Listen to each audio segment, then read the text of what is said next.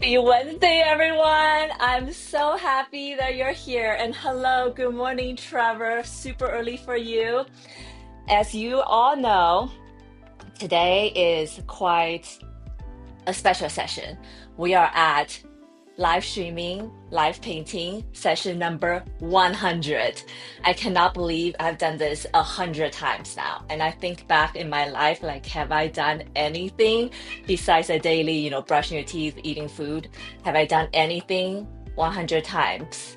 There are very few things in life that we have done it consistently 100 times over a long period of time.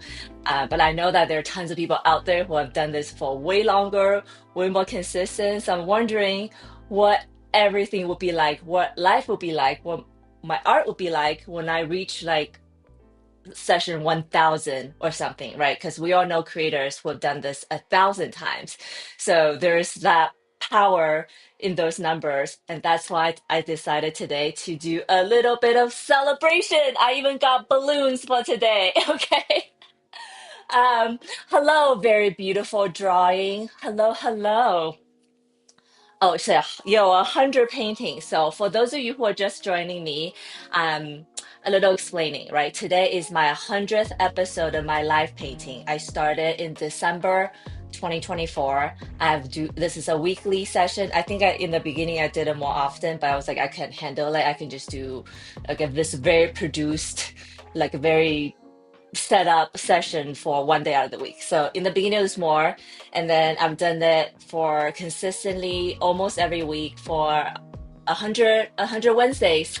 That takes me to 2006 in August. So a little bit over um, 18 months to get me to this point.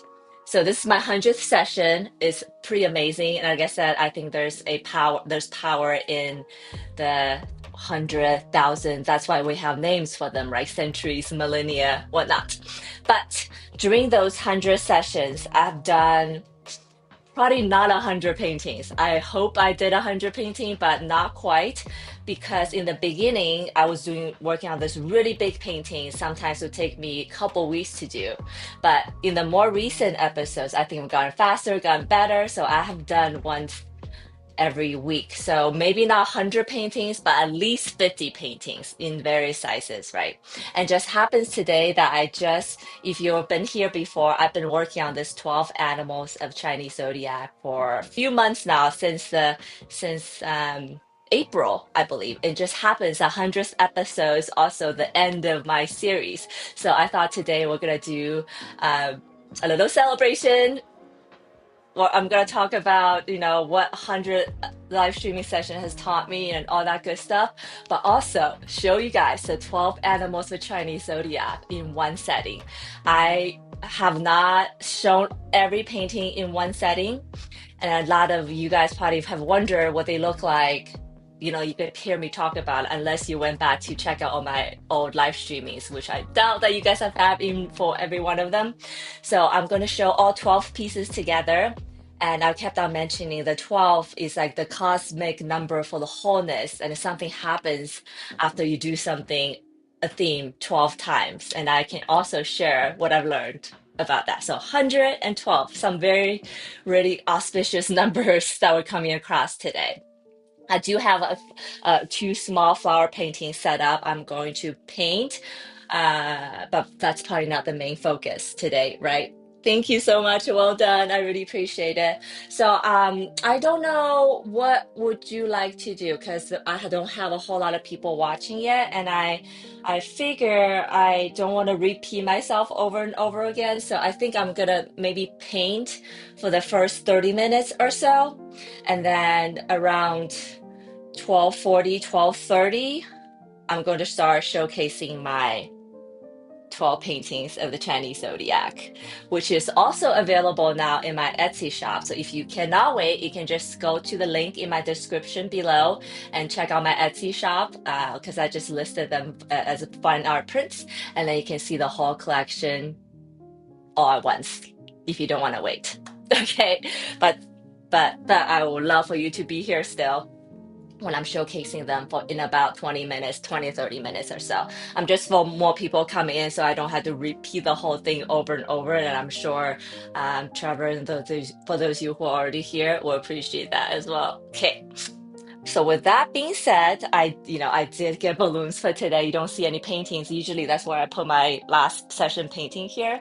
Um, Little story. I was getting those balloons from the store, and I walked out with all these pink balloons. I felt so proud, but also I have all these little kids are like, "Wow, mommy, look, pink balloons!" So that was kind of awesome, and I do feel like there's something awesome and magical about getting balloons. Because we get balloons for our birthdays, any special occasion, birthdays, weddings, uh graduations, whatnot. So it's definitely something to celebrate. And also I love getting balloons, so I got balloons for myself. All right, now like I said, we're gonna do a little bit of painting just for a little bit, and then we're gonna get into the art of it, okay? Or the celebration part of it. Sorry, I gotta make you wait. Usually, when you go to a club or party in the beginning, the DJ play really slow music to warm the audience up to get to the crescendo and the highlight of the evening. I'm kind of doing a little bit of that today. Hope you don't mind. But as I paint this new piece, I definitely want to share my thoughts and my, lessons learned from my experience of being a live streaming artist, and just choose to become an artist in general. And obviously, if you guys have any questions, anything you're dying to know, want to ask me, please feel free to jump into the chat. And also, if you're new here, haven't done so already, don't forget to hit that like, subscribe, follow, repost, whatever button that you're comfortable with. You'll really, really help with my journey, okay? Okay.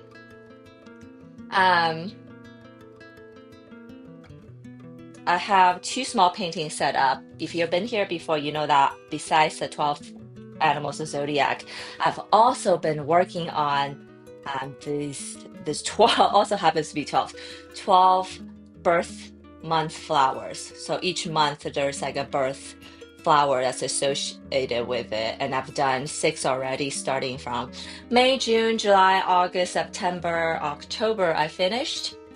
And then this today is for November, which is also happens to be the hardest flower I've ever painted out of all the 12 I've experienced, which is the chrysanthemum, because it has these tiny, tiny petals that go on forever to do. So I have chrysanthemum set up. And then we also have the December flower, which is the narcissus, one of my favorite flowers. So, and then that's a little bit easier. I won't say much easier, a little bit easier to paint. I don't know if we're gonna get to that today, but I have both set up. But we're going to start with the chrysanthemum for a little bit, okay? And then hello, Mary Monomyth. Mary, I'll call you Mary. Welcome, welcome. I was just telling everybody that today's kind of a celebration because this is my 100th session of live streaming. I do it every Wednesday around this time. So, and I do it for 4 to 5 hours each week. So if you think about that, it's like 400 plus hours of me live painting in front of you guys. So today's a celebration. I also have 12 animals of Chinese zodiac series I just finished that I'm going to showcase with you guys in a little bit. My month is oh, cool. So I'm gonna do all that, but I do want to wait just a little bit longer so that more people trickle in, so I don't have to repeat all that spiel while I do work on my painting for a little bit. So in the next 30 minutes or so, I'm going to paint this chrysanthemum flower, which happens to be Mary's month. So your birthday is in November. It's a late fall birthday. I'm sure it's very cozy and all that stuff. So you can watch me paint for a little bit, and then we're gonna get back to the talking part. Okay. All right. And then what is the brown? Oh, the brown is the background. So I've been painting the 12 flowers of the birth, 12 birth month flowers. 12 birth month flowers. Does that make sense? Okay. In gouache, but I always do the background in like a watercolor. So the background you see is watercolor, right? So I give it a little wash already. And then I do have pencil lines where I started my chrysanthemums. So now the background's there because I had to do it in watercolor because, I'm not very, there's so many edges. I didn't want to mask it out. Um, and this goes for the whole collection basically. And then in the gouache, I can just go back and cover it. So that's not a big deal. Okay. So yeah, that is the background. And I've kind of, for this collection, I made it, because when you go online, you go on Etsy, most of these flowers have white backgrounds, right? So, and I wanted to, I guess, challenge myself and challenge the viewers to kind of get the background painted so that whole piece stand out more, I think. And that's why I decided to kind of color it in for the background. And then they're all kind of, I think when I line all of them up, they look very pretty and, candy-like all together. But this one, hopefully after I paint the flowers, you won't just see the brown. Okay. Hello, Dee. Hi, thank you so much for joining in. Thank you for the congrats. I know the 100th session is crazy. I've been doing this for almost 2 years now, 18 months, I think, or maybe more like 20 months. Keep doing, and I really appreciate that. But I know you probably have a live streaming you had to get to, but I would just tell everyone that I'm going to paint a little bit until the room fills up a little bit more. Then I'm gonna get into the 12 animals of Chinese zodiac. I'm gonna showcase one by one, and then we're gonna do, I do want to throughout the session, we're gonna talk about what 100 session has taught me, what working on these 12 piece series also taught me, I guess. But yes, let's get started. So I do these flowers exclusively in gouache for this session, at least, for these series, at least. And I call myself a watercolor artist, but at this point, I feel like I use a lot of gouache as well. That maybe I should start calling myself a mixed media artist. But I figure since gouache is also water-based, that it's not like such a big a deal. You're amazing. Oh, thank you so much. All right. So, you guys, grab your favorite drink, settle in, and relax. We're gonna build this party up to the highlight, okay? And D, for those of you who just joined me, I was kind of comparing my session as a night at a club. When you first show up at a club at like 10 o'clock, 10 p.m., it's always very quiet. People just, few people are just, doing their thing. Nobody's really dancing yet. And the DJ kind of plays really, slow, or not slow, but really lower tempo music. I'm gonna do that. I'm gonna paint and slowly ramp up today's party, okay? Okay, chrysanthemum, I love you and I hate you all at once. Love you because, oh, hold on. I forgot my jar of water in the bathroom. 1 second. But I love chrysanthemum because they are so beautiful and they're such a statement flower, right? And they also have such a beautiful meaning behind it. They represent longevity. They bloom in the fall when a lot of other flowers have died and left the scene. And I'll talk about it a little bit because chrysanthemum was also the flower that went with the year of the monkey. So we're gonna talk a lot about that as well. Um, wow, I just like talking. It took up 30. Okay, so in 10 minutes, I'm going to 12:30. I'm gonna start doing my talking. Always takes so much time. Why? So in 15 minutes, depends on how the artwork goes, I'm gonna get into the art collection. I know everybody here is probably dying to see that. But yeah, we're gonna start with a little slow tempo build up first, okay? So first of all, this chrysanthemum flower, I'm painting them in gouache. And for gouache, I usually do flat brushes, round brush, instead of round brushes for my typical watercolor. So I started the birth flower collection, May was a month I started with. So now it's been, as you know, a few sessions now. Now we're on November. And then these flowers are so small, I usually get through them pretty quickly, so which is the nice part about it.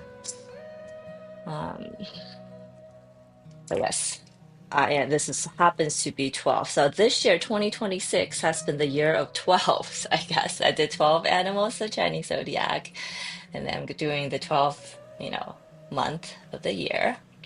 And then after that, I don't know what I'm going to do. Oh, I do know what I'm going to do, but I don't know what it's going to look like yet. But I'm going to do, as we discovered and discussed during last session, that it's going to be the ocean themed. And I have some really fun ideas in my mind already. Hmm.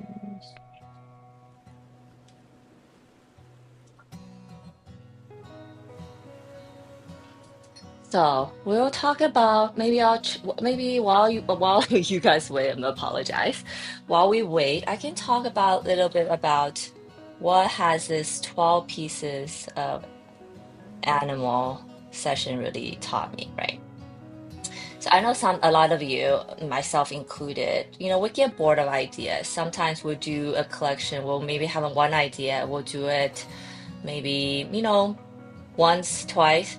If we feel inspired, we might do it like 3, 4 times, right? And then we inevitably probably get bored.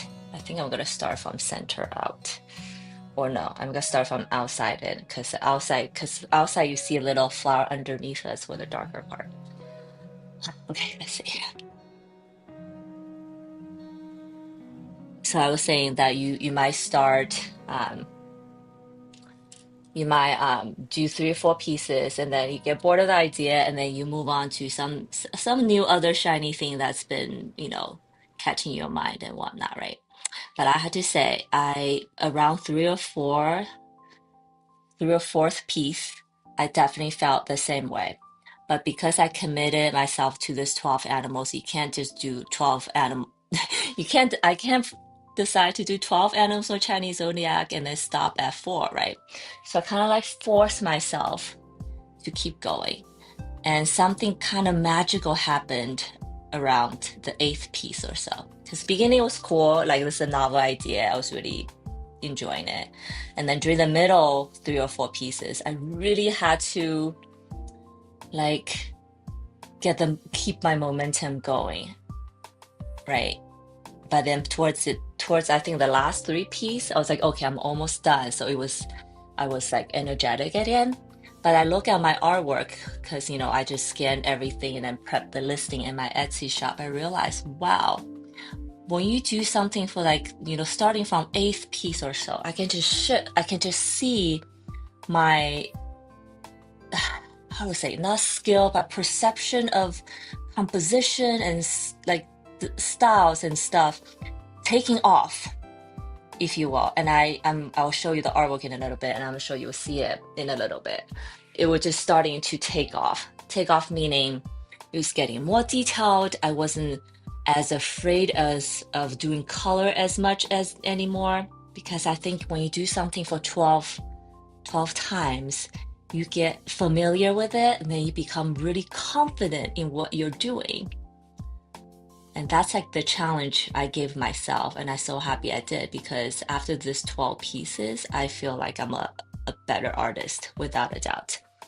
And then I'm hoping the same thing will happen with this 12 pieces of gouache painting. Because I think I mentioned, if you've been to my live stream before, I started using gouache maybe towards the end of last year. So it's not super, I'm not super experienced with it, but I want to get better at it, right? So doing this 12 flowers in gouache, I think will do the same thing for me. And also, painting with gouache is actually, I mean, I do use it as almost watercolor sometimes, but painting with gouache really is so different. Like with water, I mention this again all the time, that painting with watercolor is that you're painting with water, right? It's very unpredictable. You're kind of letting the water dictate a lot of what happens. But painting with gouache, even though it is water based, you're still painting with paint. I would say the actual process of painting with gouache is probably more similar to acrylic. But gouache just goes so well with my watercolor paintings, all the details I want to get to, all the more saturated color that I always have a hard time with, hard time achieving with watercolor. Gouache helps me immensely with that. That's great too. Oh, thank you. Thank you so much, Mira. Um, so yeah, for all your artists out there in the on the net, I want to encourage you to challenge yourself to do something so boring and that you don't want to do, but do it. Maybe it doesn't have to be exactly 12, but I would say 10 times. I'm just saying the number because, 10 times is like it's enough for you to get annoyed at it. To do something 10 times, just force yourself to do it and then see what happens. So that's kind of my revelation during this 12 pieces of animal that I don't think before this, maybe I haven't challenged myself enough to work out an idea as much as I should have.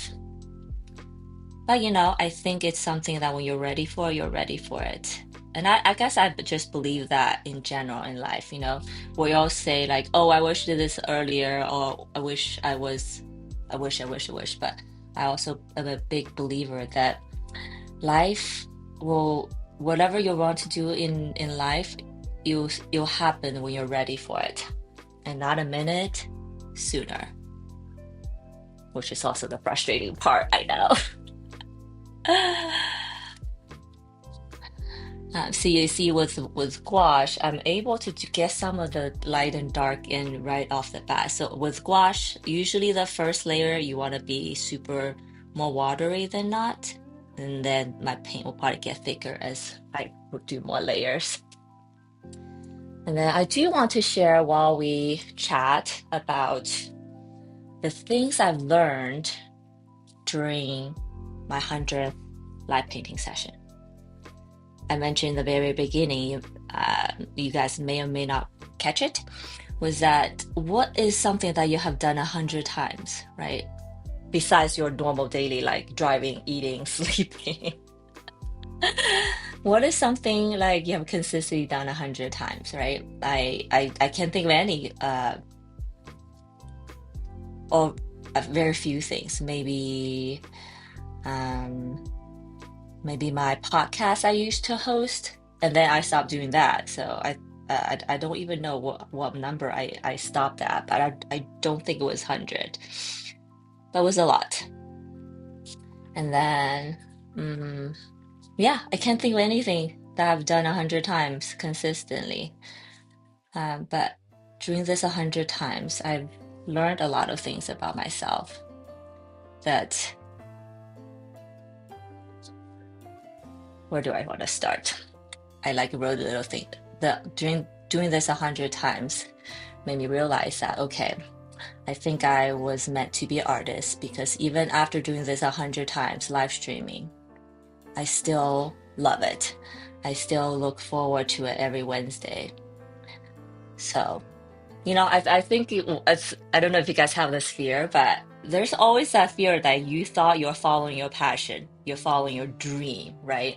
And then when you actually get to do it, you realize, oh, this is not what I thought at all. And shit, did I just like pivot my whole life to do something that I don't really love? Because I do think there's a little bit difference between doing something as a hobby versus doing something as work, right? I mean, it is everyone's goal to have your job to be your passion. But the downside of that, if you do it as a job, you might start to hate it. You might start to not so be passionate about it. That is also my concern. Hello, Moon. Welcome, welcome. I'm going to start the showcase of my 12 pieces of animal art in a second. But I just want to wait for a little bit more people to trickle in. I'm going to start. So to fill in that waiting time a little bit, I am painting a little small painting today the November flower of chrysanthemum. I know you ask why. I know, I can't believe I had to paint chrysanthemums again, which is by far the hardest flower I've painted. Why do I do that? But yes, what was I saying? Oh yeah, I figured out during this 100 session that I love art, even though after this long, I'm still looking forward to it, despite all this harsh, all the things that happen, things that have meaning. If you're artist, if you're trying to do it professionally, you always wonder, when am I going to start making like actual money so I can, pay the bills? And it might never come, right? But if you do it with or without expectation, and I think that's when you truly love something.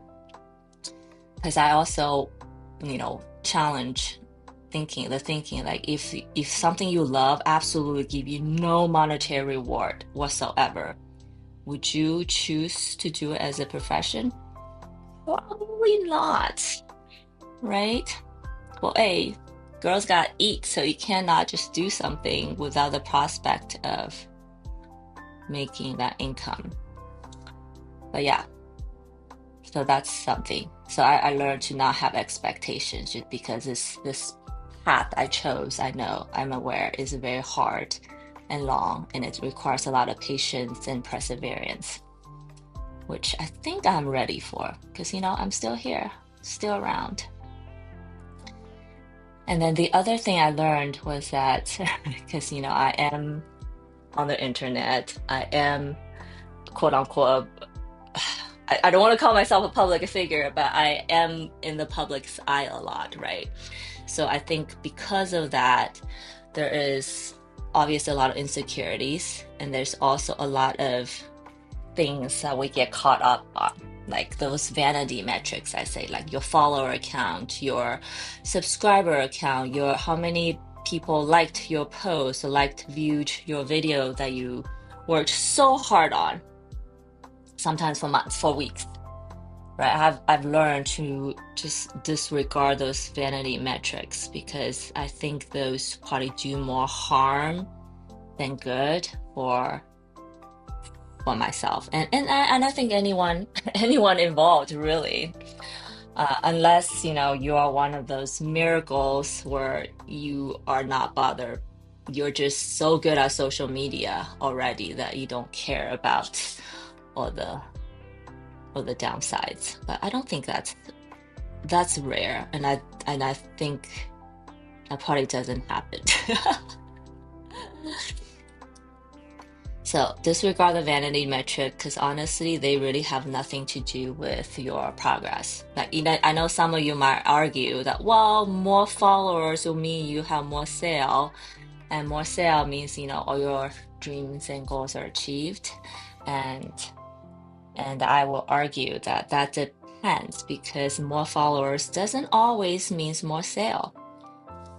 Because if you're an artist, but all your followers are other artists don't really like suddenly buy other artists' artwork, right? I feel like most artists on the internet are trying to sell their own art.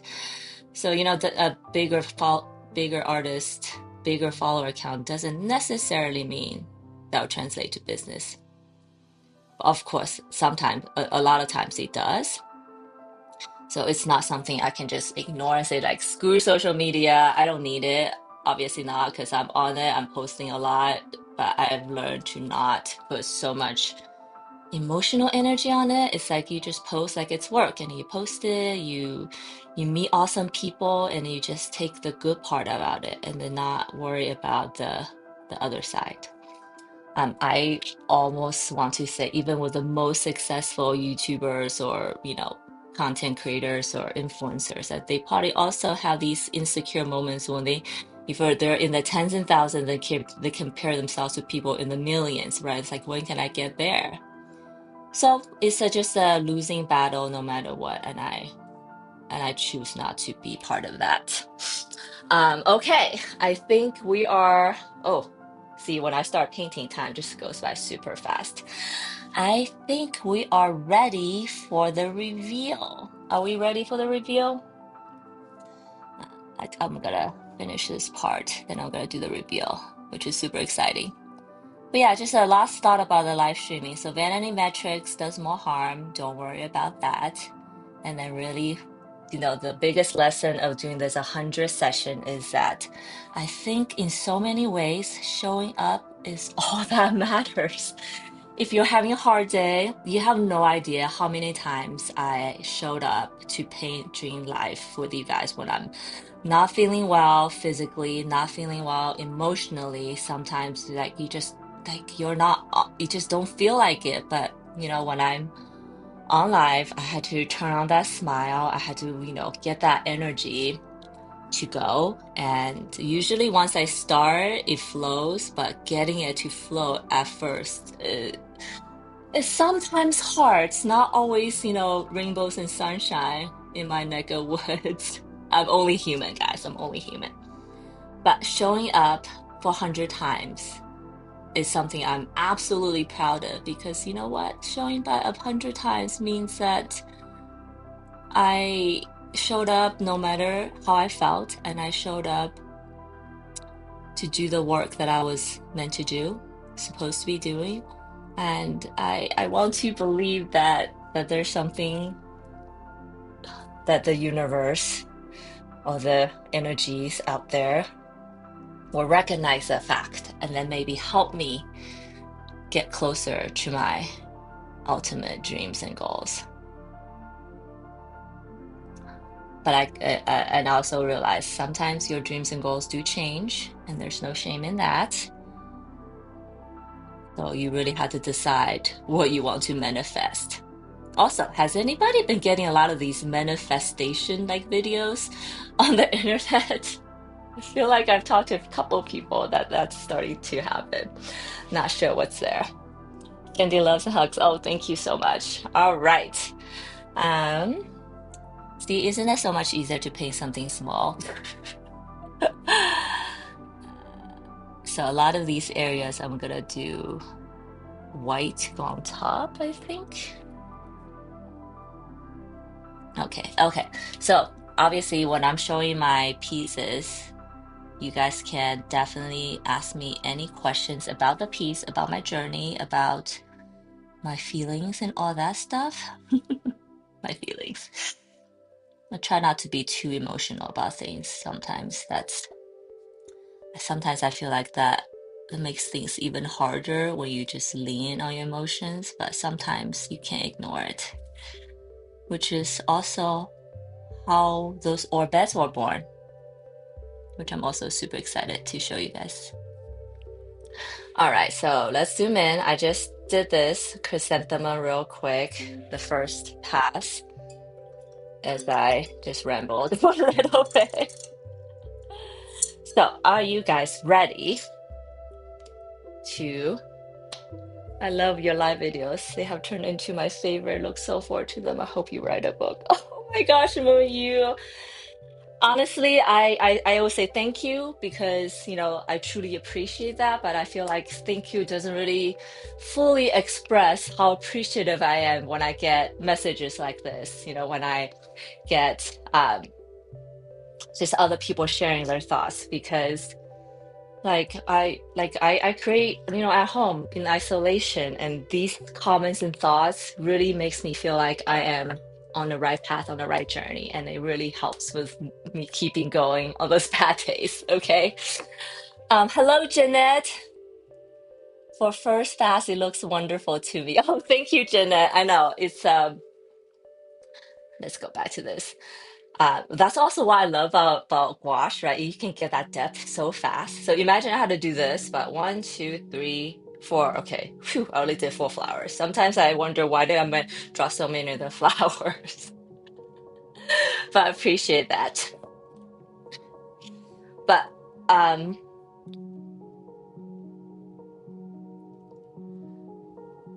and for those of you, hello. Okay, I'm back. So for those of you who are here, thought that you'll see a lot of painting today, I apologize because I'm the painting part is probably not my main focus today because as my live session title suggests, that today is my 100th session. 100th session means I've done this every week for 100 weeks. And every time I do it, it's about 4 or 5 hours. So it's almost like over 400 hours of me live painting. Even if I'm not doing the live, just and then I think about the hours that I paint to like frantically finish the pieces, so I can have a new piece to show you guys the following week. Like all those hours adds up to probably like more than 1,000 hours, right? And you guys heard that saying, if you do something for 10,000 hours, you're a master, you're expert at it. So, so 10 like 1,000 hour really, really isn't much, but I add those like sketching hours, I add those concepting hours, and add those hours I have put into my art before I start live streaming. That like, it's probably substantial amount. I don't know. I don't even know I'm at the 10,000 hours yet, because I actually did a calculation that if you do something 8 hours a day, 5 days a week, 10,000 hour time comes out to like over 10 years or something, right? So I want to say that I am nowhere near like a hardcore expert yet, but I had to proudly pat myself on the back saying since I started until now, I have changed and improved and progressed so much that, I can't wait to see myself as a person, as an artist, and my art, what that will happen in like 500 episodes or like 1,000 episodes, right? Because that by 1,000, I know I'm well over 10,000 hours. So that's my spiel about my 100 days of live, 100 sessions of live streaming. And I share a little bit about, what it means to do this for 100 sessions. It's like don't think about your vanity metric. Show up even when you're not feeling well, and then just kind of really, really, really believe and have faith that whatever I want in my head, it will happen. I will manifest it because I showed up. Because I myself included, how many times in life you wanted to do something, you want to become something, but it was just a thought. You think about it day in, day out, but you never do it, right? And all that thought is not manifestation. All that thought is just daydreaming. Manifesting means you actually had to go do it, right? Putting yourself out there to, me putting myself out here with you guys. Like sometimes it's embarrassing. Sometimes I'm self-conscious. There might be a day I feel so bloated. I'm like, is anybody gonna notice I'm really fat today? I'm joking.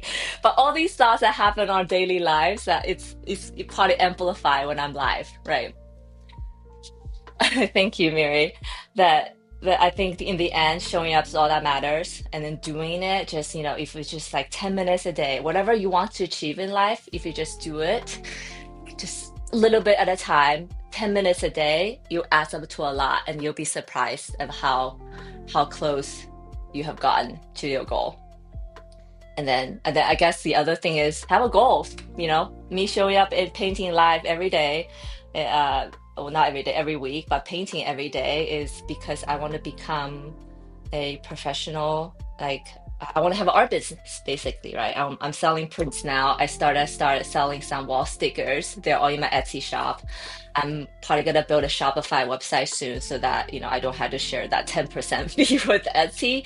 And then one thing after another, I'm sure more will happen, and maybe and I hear people telling me somebody might be doing this for 10 years with no success, so no success. But the fact that you kept on doing something without without success for 10 years also means that maybe on the 11th year, some big brand, big agency, big gallery suddenly discovers your art. And then you hit that viral moment, you hit that breaking, the break in life, right? But if you don't do it for the 10 years before that, you'll never come close it. And I don't think any of us should have the illusion that that break will come on day one or day two, even the second year. Because, when I started doing all this art, uh, the day one, I was like, I was pretty good. I thought like all my art looked pretty awesome, right? But then I look back from, now till when I first started, I was like, ooh, cringe moment. I'm sure I'm being critical, but I'm sure to a lot of people, the art I put out on my first live streaming was awesome on its own. right? But then for me as an artist, I cringe at it. And I know that for all the art critics out there, galleries out there, they probably have seen so much artwork that they recognize it when you're expert versus when you're are amateur. So, sometimes we think we're better than we actually are, but when you go to the big stage, when you go on the go be the fish in the big pond, you realize, oh, I'm not there yet. So another advice was, no matter how you feel about your art, you have to keep on improving. This quote I hear is that if you don't feel like your art has, if you look back at your art last year, if they don't make you cringe, you haven't progressed fast enough. So I'm sharing that with you guys. So I think that was good, like a good benchmark for myself. Because a lot of times I wonder, like, is my art good? It looks good to me, but compared to like some professional artists, is that actually good? And we may say that art is subjective, it's in the eye of the beholder, we all have, our taste, whatever, blah blah blah. But objectively speaking, for a professional, in the eyes of another artist, can my artwork stand, like, can it sit next to some awesome artist and then stand on itself? So I was like, I always want to gauge that because I want to achieve the highest level of my craft as possible in my lifetime. And that's something that I'm striving for. It might not be perfection because I don't know if I'll ever get something perfect, but I wanted to get to the best that I can in my art. You will definitely do that, Momo. Thank you guys. Always been awesome to watch your YouTube live painting. I thank you so much. I enjoy my time with you guys. So that was like my little thought that I want to share on my 100th. So now, and obviously for everyone who are in the audience, if you have any questions, if you are thinking about this path for yourself, if you're thinking about becoming an artist or become a live streamer or just put yourself out there, if you have any, if any thoughts and advice you want to share with me or questions that you have for me, feel free to jump in the chat and let me know. I'm watching the chat, obviously, to share that. So, I do. The last thing I want to say on this journey, the last thing I haven't conquered, I don't know why I haven't, is to go to like a in-person event, like at an art fair or at farmers market. Because I'm already doing this live painting with you guys, so it's not like I'm shy anymore. And I don't want to say, in some cases, getting up, setting all these videos, lighting up and talking to you online is like more nerve-wracking than me just like show up somewhere to talk to real people. But that's for me. But maybe that is not the case for you. So the last frontier I haven't conquered is an in real life thing. I have applied to a few art shows last year, the year before. I didn't really get in. But then this year I was like, there's farmers market, there's local arts and crafts fairs. Like nobody's stopping me from going to those, right? And I know that if I do more of those, my art gets better. And that if I can apply to those, big art shows with critics, they guard the uh, what we call the gatekeepers, then I'd also believe that the more I do it, the maybe more they'll recognize and let me in behind the gate. All right, that is enough talking. All right, so are you guys ready to see the 12 pieces of the Chinese zodiac? I'm going to do them in order of I doing them. Okay, I'm going to show you guys all 12 pieces. I don't know how long that's going to take. And then after that, we might get back to painting. And then if I have more audience and different people come in, maybe I will show them again. But I will try not to bore you guys with repeated thoughts. Okay. All right. First up, we have the year of the horse, which is this year.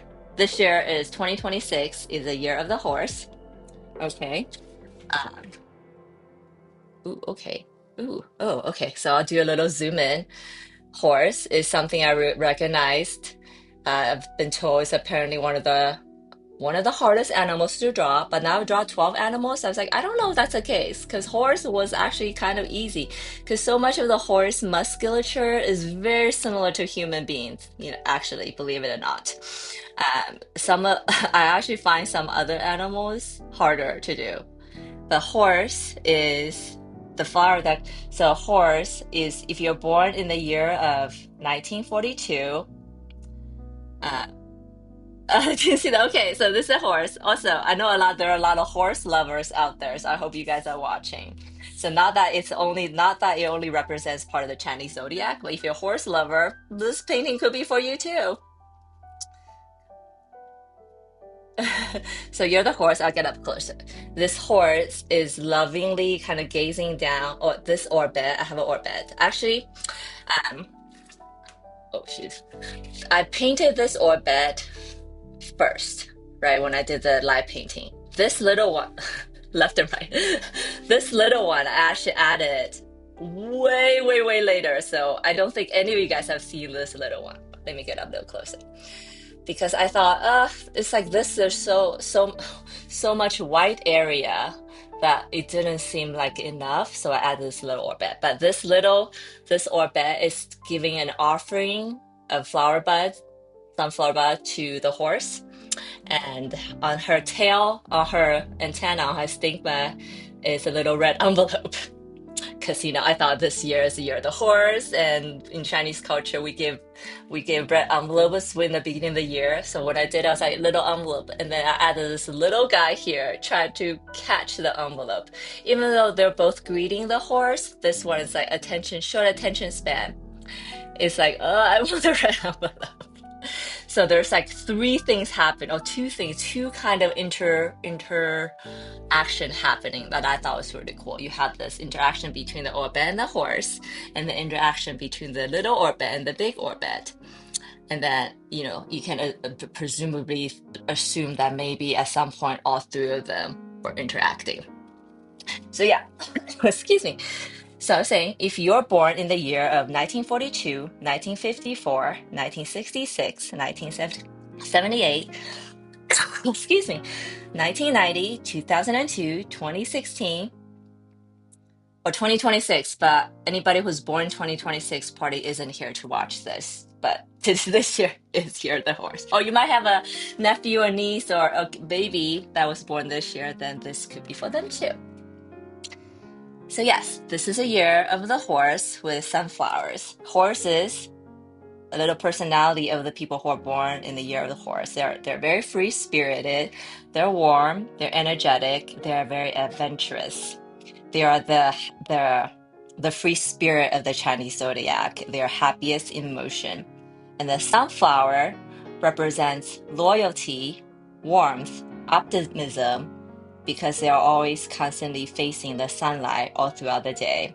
And then together, I thought the pairing, this painting for me is full of hope, I think, full of hope.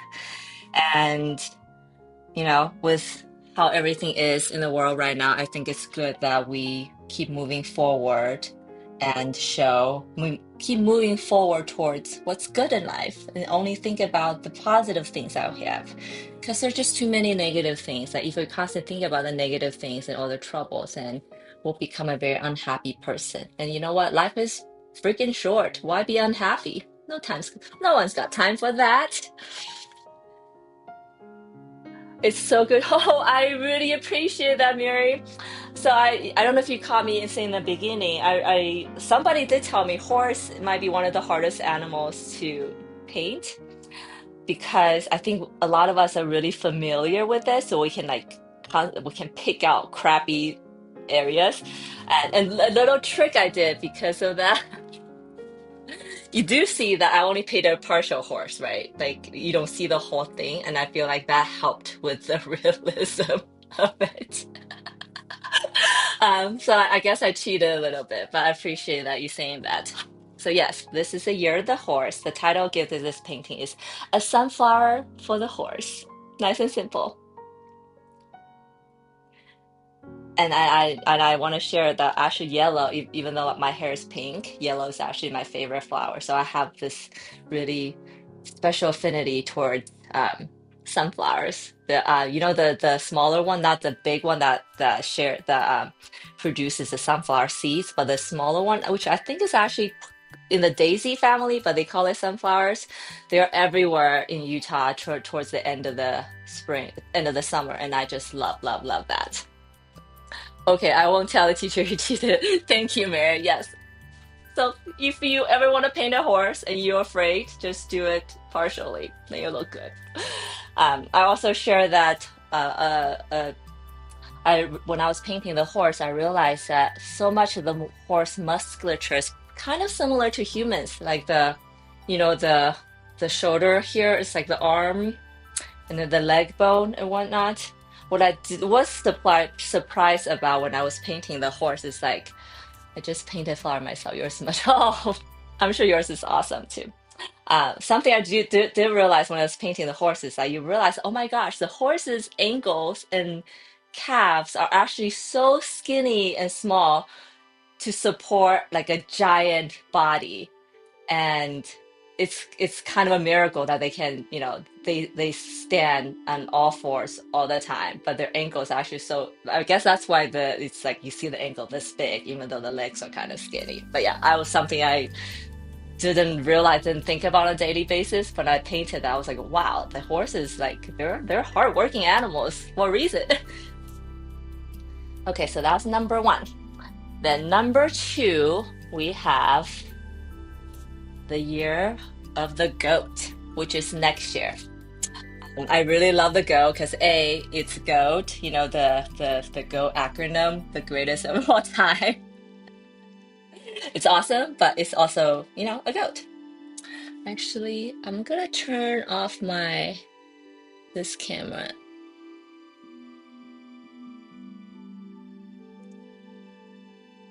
I should not.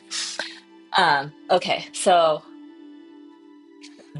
year of the goat. It's next year. So if you're born in the year 1943, 1955, 1967, 1979, 1991, 2003, 2015, or 2027 next year, then you are year of the goat. You're a goat. So this one I really love. I can't help but when I look at this, it was taking on kind of a biblical overtone because the lamb. This I drew a white goat just for easier coloring, but I cannot kept on thinking about the lamb. Then actually on live session we realized actually goat and lamb are complete two different animals. I'm sure you guys know, but I was getting confused. I feel like I get these things confused very easily. But a goat has horns, lambs don't. So this horse and the flower with lamb is with the goat is carnation. But in this whole scene, we have these two orbits. If you don't know what orbits are, these are character IPs I created from scratch, and there's a couple of videos about how the thought came and how it happened. But they are these eyeball flower creatures that kind of represents thoughts. They become thoughts personify, and then they start doing their own thing, and now they have this whole universe to themselves. But in this painting we have two orbits, one with a lantern, one is crying because they're going somewhere but got lost. One is really scared and started crying, and then they encountered this wonderful kind goat who kindly offered that that she will take them to where they need to be so they don't have to be lost anymore, which I thought was this kind of warm fuzzy feeling. And I think this whole story goes really well with the animals and flowers represented, because so the goat, I should do this. You can see my face.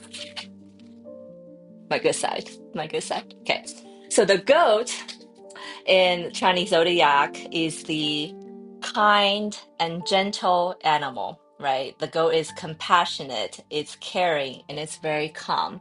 So if you're ever with somebody who's born in the year of the goat, you probably have experience. Their party tends to be very calm, and then they are very caring.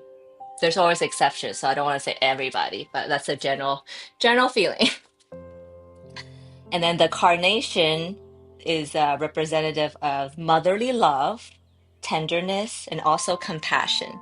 So you know, this whole piece, this whole painting is full of, I think, gentleness and compassion, and then the goat is helping the orbits out, which I thought was the perfect story for this animal, and then for the carnation.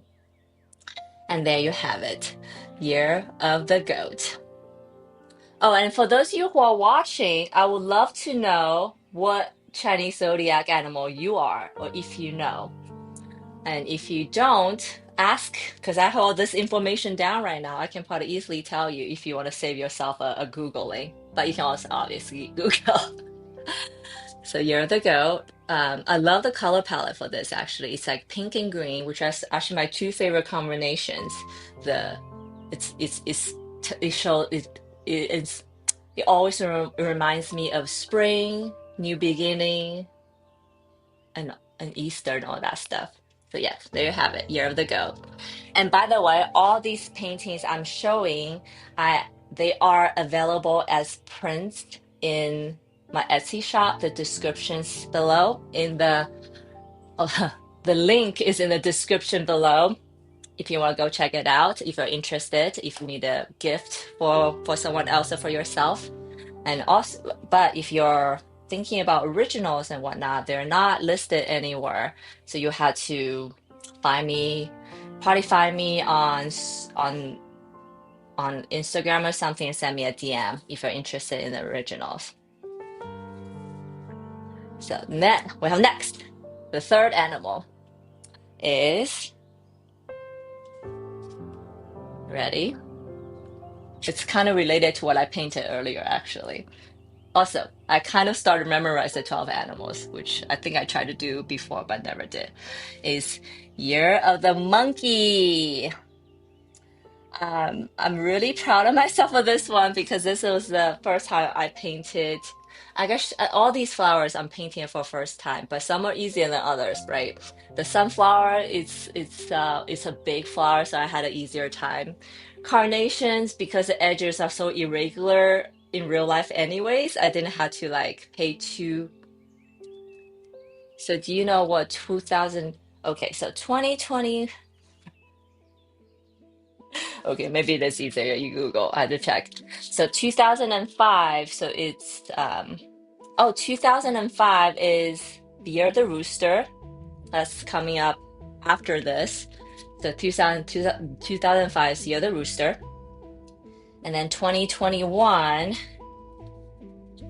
is 2021 is Year of the Ox. One of my favorite paintings, actually, out of the bunch.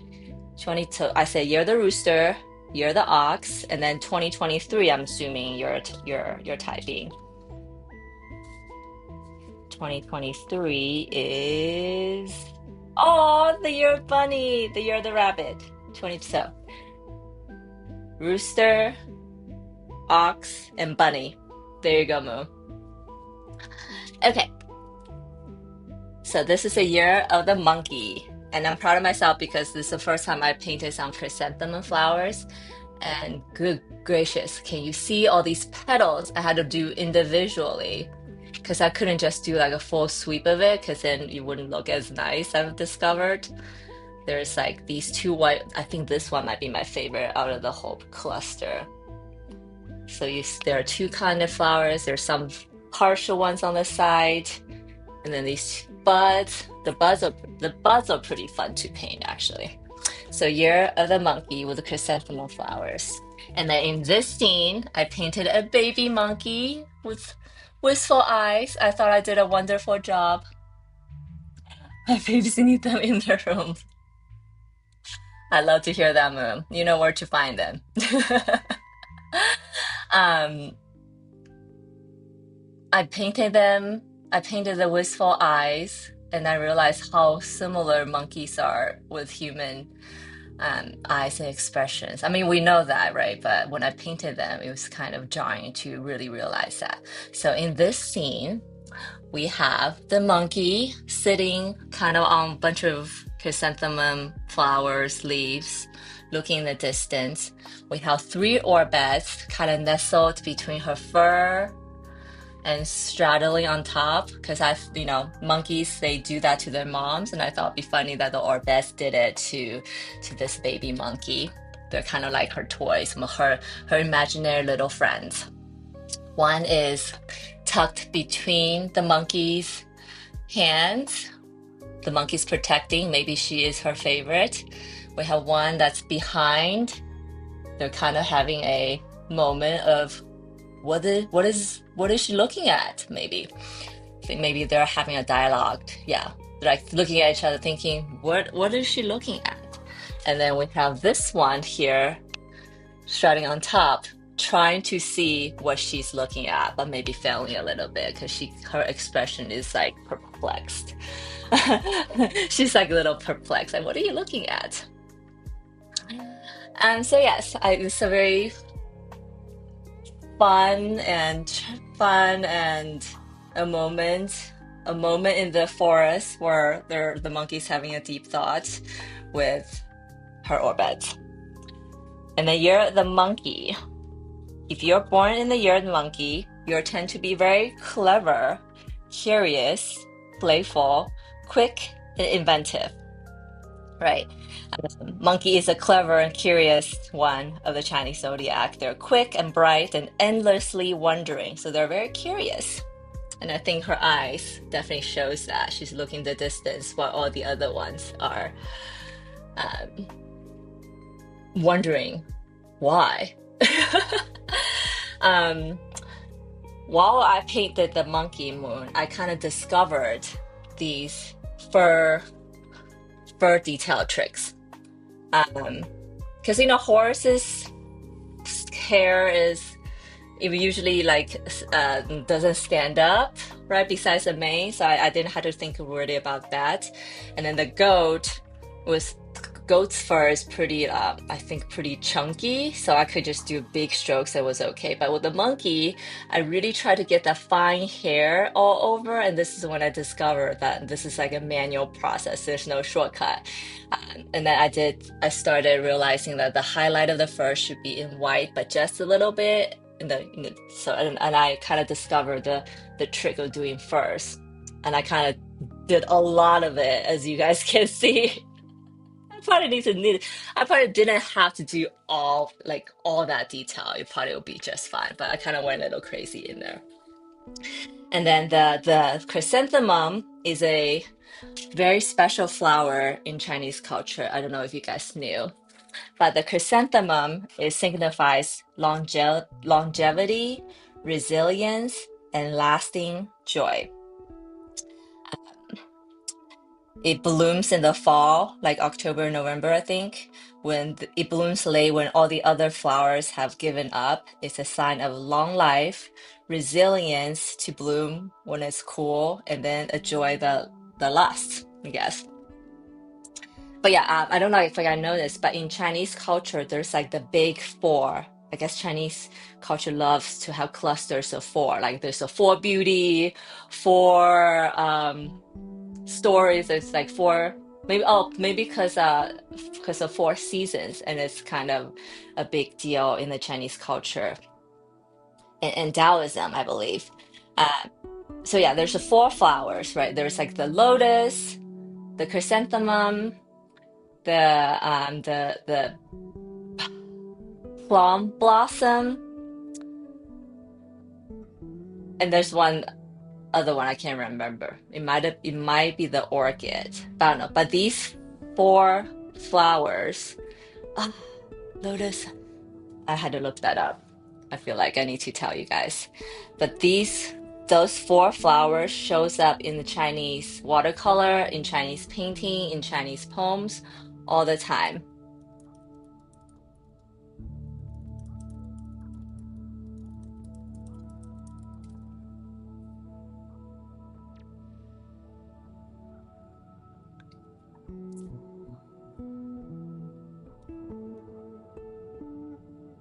Oh, so correction, it is an orchid, but it's not the lotus actually. So there in Chinese are the four prominent plants are known as the four gentlemen or the four noble ones. and they represent the four seasons and embody the Confucius virtue like moral integrity, inner strength, humility, etc. So the four are plum blossom, orchid, bamboo, and chrysanthemum. And in chrysanthemum, it's a fall flower and it blooms late in the year against the chill and symbolizes the strength of enduring adversity. That's kind of cool. So a little side knowledge if you whether you wanted to learn or not. There you go. The four gentlemen in Chinese are. So chrysanthemum is one of them, right? And I thought they go well because this whole scene I feel like is a sign of playful resilience, maybe. And then the longevity part, I thought was cool. Maybe the friendship between the orbeds and the monkey is long lasting, and that's why they are always with her and make sure that she's okay. And I really love this color palette of this because I don't know if I shared, but I love pastel colors actually. So this one has a very airy and light palette with your focus drawn to the monkey and the orbits very clearly, like because everything around it is light, your eyes just go straight to it. And then furthermore, your eyes go straight to the eyes because we said if there are like eyes in a painting, our humans naturally recognize those first. There you go. Chrysanthemum and the year of the monkey. And let me know what you guys think of everything so far. And then the next one, moon, is the year of the rooster. So it's for 2005. Is a year of the rooster, which is ta-da! This one, and the flower that goes with it is the gladiolus. I really love this one because the color is, I think it's a little muted, almost very art nouveau to me. And I share that art nouveau is kind of one of my favorite design art periods of the modern times. So I really love this one. And I really love how majestic this chicken looks. Rooster, my bad. So in this painting, we have this general that is the rooster, and then two little orbits marching, the foot soldiers marching in front of the rooster.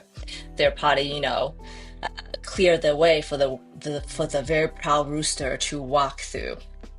And then we have two colors of gladiolus around the rooster. Hi, Michelle. Welcome and thank you. I know 100.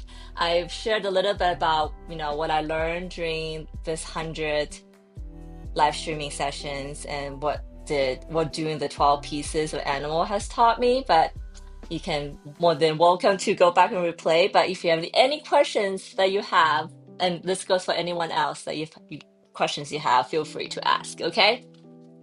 So you're the rooster.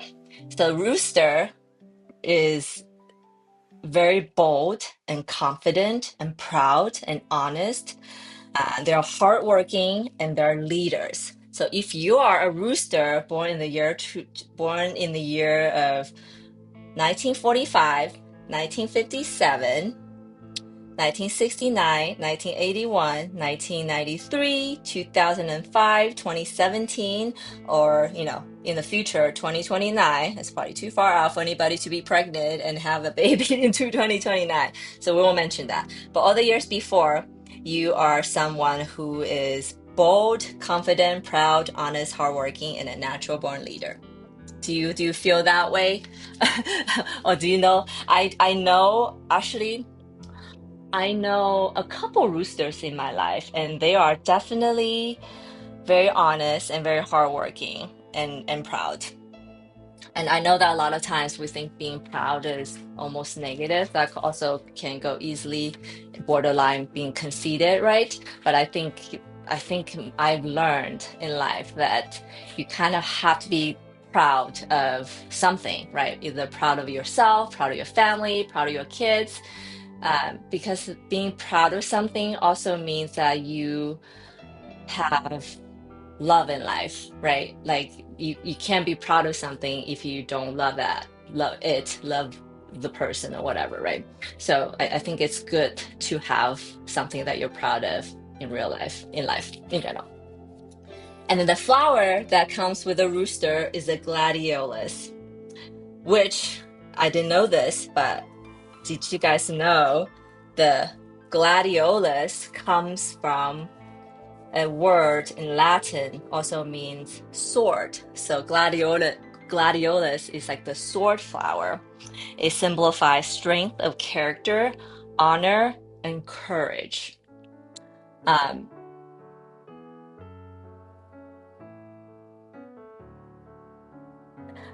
Sorry, I'm reading the chat. And then Michelle said, and you value things that you do and things you have accomplished. Yes, absolutely. And be proud of that. Absolutely.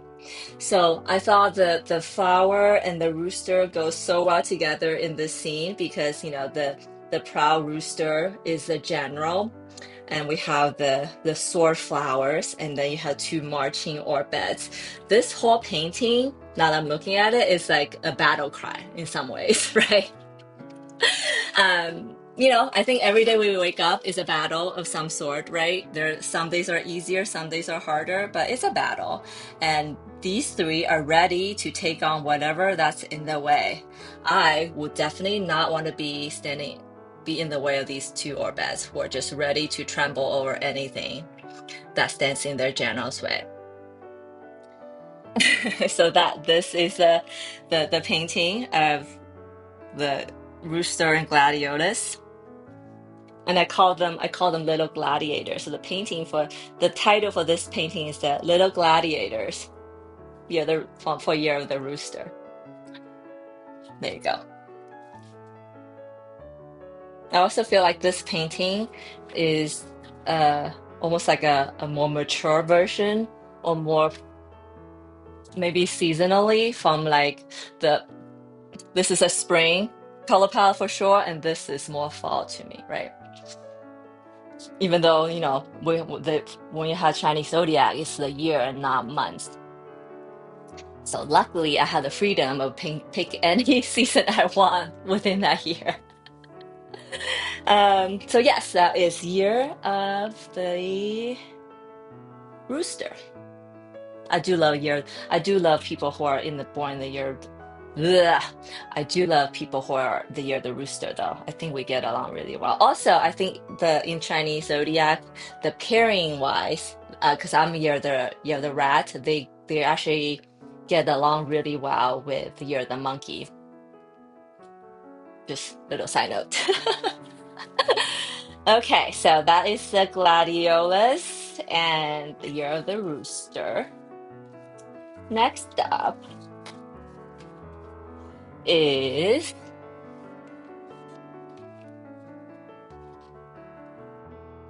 Year of the Dog. And if you guys were here, I know that you probably know I use my own dog, which is a Chihuahua mix for the Year of the Dog. I'm like, I was thinking like for dog owners that they're so specific with which type of breed they love. It's like, if you're any dog lovers out there who wants this piece of painting, um, DM me. I'm more than open to do a commission of the dog breed that you love for the Year of the Dog. Just putting it out there. So, Year of the Dog. Dog is the most loyal sign in the Chinese zodiac, as you can imagine.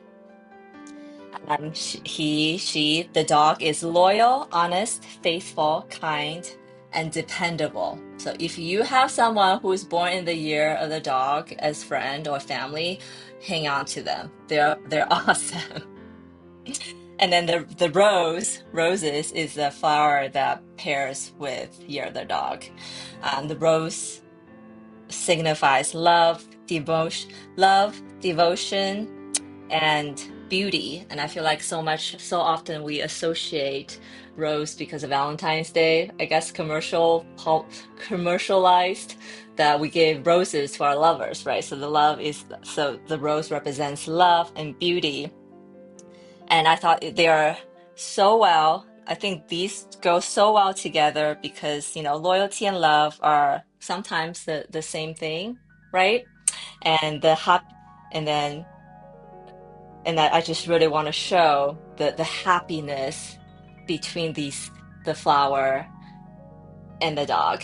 And then we also hear that term so often, like stop and smell the roses. So when I did this painting, that's kind of what the phrase stuck in my mind. So obviously the name of this piece is also called Stop and Smell the Roses. I think, this dog, my dog is surrounded by roses, and he can't help but sniff and take all the scent in. And I think for all this is also a little reminder for all us humans that sometimes life gets crazy, but we really, really do need to stop and smell the roses and kind of take stock of what is good in life, all that is good in life.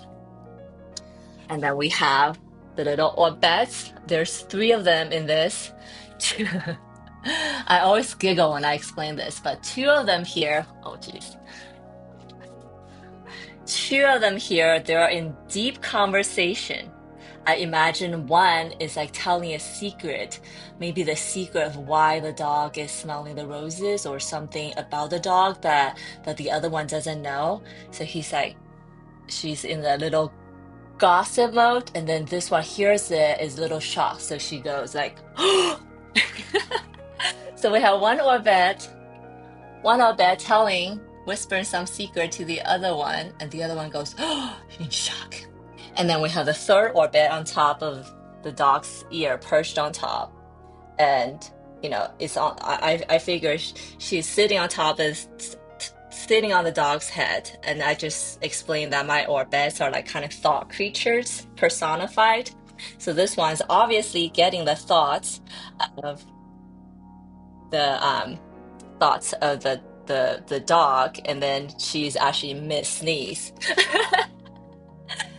The dog is smelling all that rose and all the yummy awesome pollen in, and then the orbit, which is the thought of the dog, sneezed. I love hearing your thoughts and behind each. Oh, thank you. I know sometimes I do believe that art has to look good on its own, but then all these my thought behind it, my process and whatnot adds to it, right? So, you know, the, if you just look at the piece of paint, it's like, oh, cool, it's like a dog portrait with some roses and some fun creatures.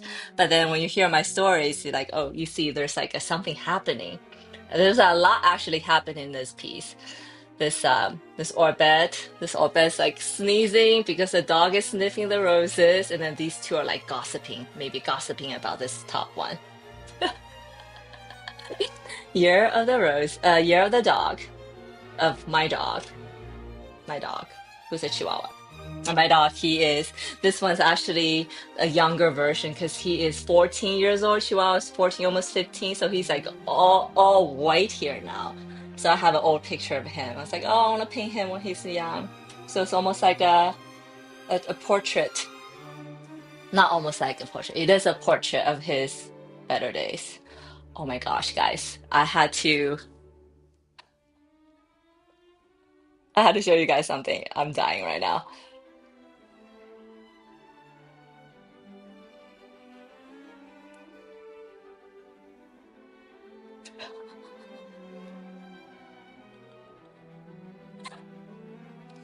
I always catch her like sleeping like that under my desk. Just arm in the air.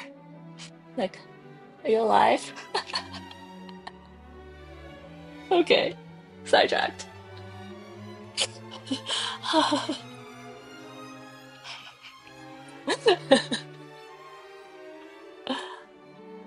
Do your cats sleep like this? Every time she does that, I'm like, you're too comfortable in the house. What's going on? Yes. And then sometimes I walk, like, she sleeps like that everywhere, just like, At first I thought because when we first got her, she was like really fat. So I thought, oh, like maybe because her butt, like her body just so fat that when she lays on the side, her her, her limbs, her paws just like it lifts in the midair, doesn't lay flat. But now that she's skinnier, I was like, I think that's just how she likes to do it. She's celebrating with me. I know she loves me at my studio when I'm here. Um, Probably all the ambient sounds that I'm making. Okay, so next up is the year of the pig. So my mom is a year of the pig. So is my daughter. So I'm like sandwiched between two pigs as a little rat, right?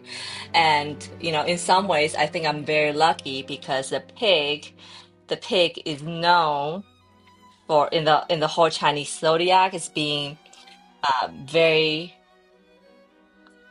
fortunate, very lucky, right? So the pig is the sweetest, and they're very good natured, and they represent that personality wise, they're a kind, good natured, honest, content, and very generous. So if you know any pigs in your life, you're in good hands. They tend to, and also in Chinese zodiac, they say all people who are born in the year of the pig usually have very good financial luck. So I'm hoping that my mom and my daughter will support my artist journey in the end because they're probably gonna be fine. Mine has started sleeping under a rug outside the screen porch in AC 100. Oh, jeez. That's interesting. My cat does not like being in the hot. If it's too hot outside, she doesn't go outside. But my Chihuahua, because he's a tropical dog, he loves sunbathing in the hottest sun. But yes, I do feel like this painting, I think one of you might have mentioned this before, but this painting is also like one of the sweetest of the whole collection. It's very like the colors, the poses, it's just so sweet. Um, and let me show you a little. Oh, I also forgot to, so in all my paintings, I kind of drop the breadcrumbs of Chinese culture in them. I don't know if you guys notice any. This one is pretty obvious, but I guess I'll go back and show you guys it if you didn't catch it in the beginning. But I think almost all of them had a little breadcrumb, except for a few that I thought was so obvious that it didn't need breadcrumb.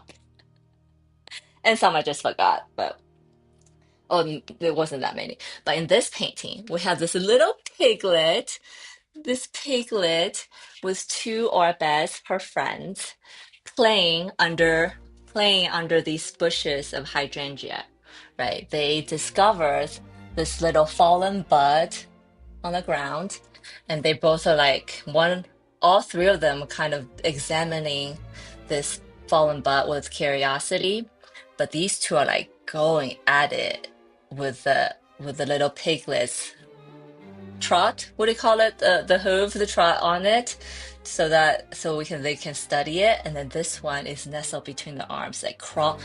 She's like crawling out from hiding to see what's going on. And I painted a little yin yang symbol at the end of her stinky mud. A little breadcrumb for you here. Yes, I do love this color. I just the all the blues and lavenders and pinks. It was surprisingly how well they went with all the greens. But I had to tell you the hydrangea flower is was not easy to paint either because it has so many petals, so many small ones. But also, did you realize? I didn't realize this, but the the flower part, the one that the color part we see here in hydrangea is actually not the flower. It's just the like the sepal, the leaves of the flower. The actual flower is in the middle, the tiny small part. And then in Japan, I saw a type of hydrangea where the middle part is huge and it had like just few of these color petals on the outside, like a different kind, a different group, variety of hydrangeas. I did not know that. I'm not sure if you guys did, but yeah. hydrangeas. The part we see are actually not even the flower part.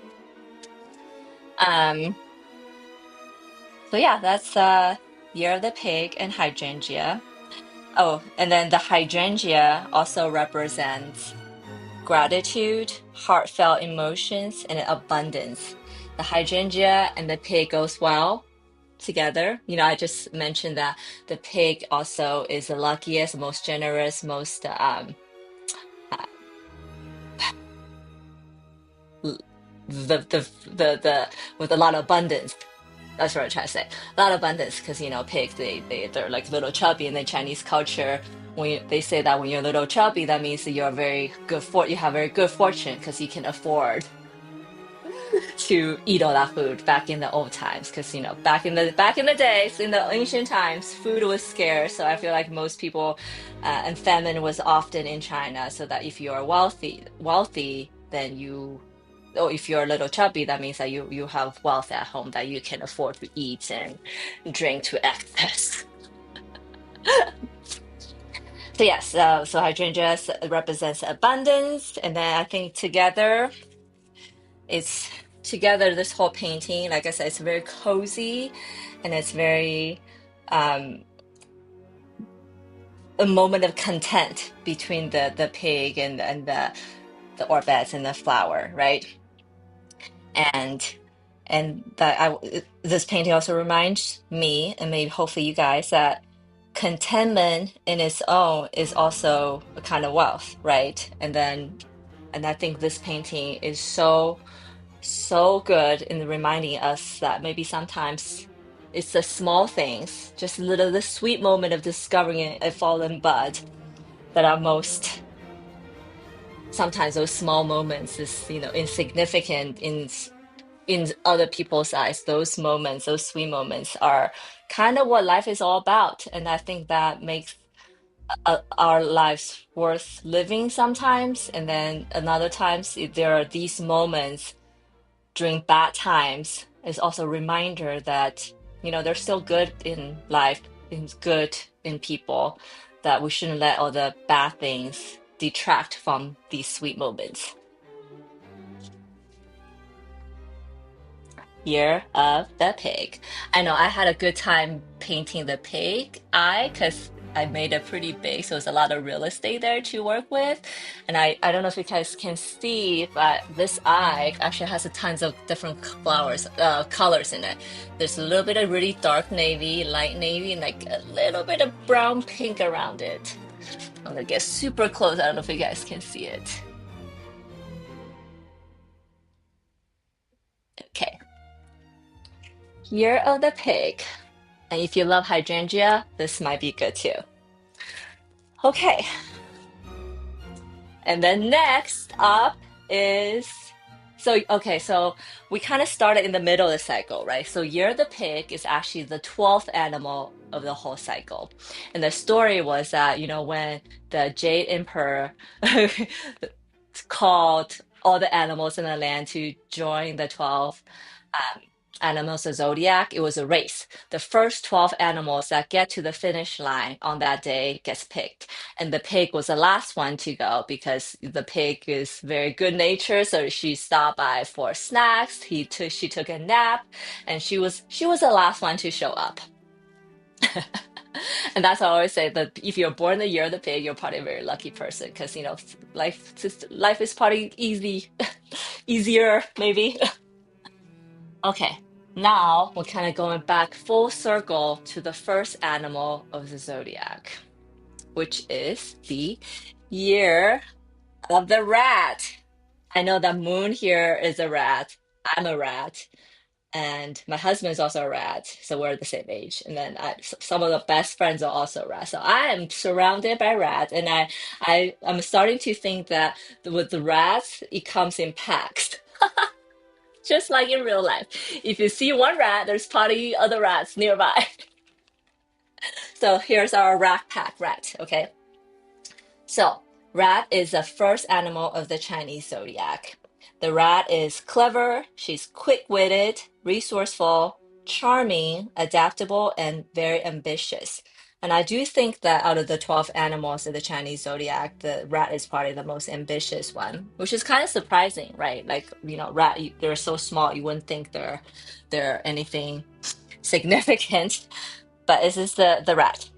And then the flower that comes with the rat, or that goes with the rat, is lily, which represents harmony, lasting friendship. I love that one. So, lasting friendship, togetherness, and purity. Because in the lily flower in Chinese is called 百合. 百合, if you translate each character like verbatim, it's like a hundred togetherness. Like it's a hundred balancedness. So harmony basically, right? In this whole painting, um, the rat is a clever, quick-witted one in the Chinese zodiac. They're resourceful and charming and a little mischievous sometimes. And then the lily is the rat's flower.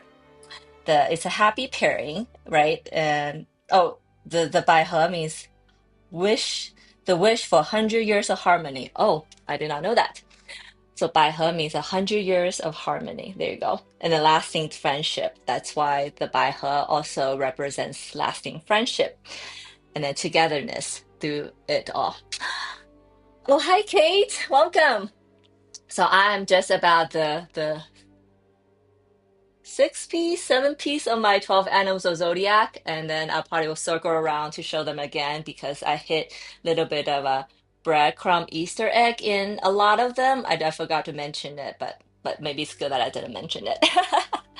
So in this painting, what's going on? We have a field of lily flowers, right? This is like a scene of horseplay. We have this mouse, this rat, baby rat. I made her cute with the giant eyes, who is holding a lily in her arm, chasing these two orbits who are kind of running away, right? And I think when I painted this, I looked at back and go, oh, this is kind of funny because this mouse is kind of mean for holding a lily and trying to chase these two orbits away. And these orbits like run.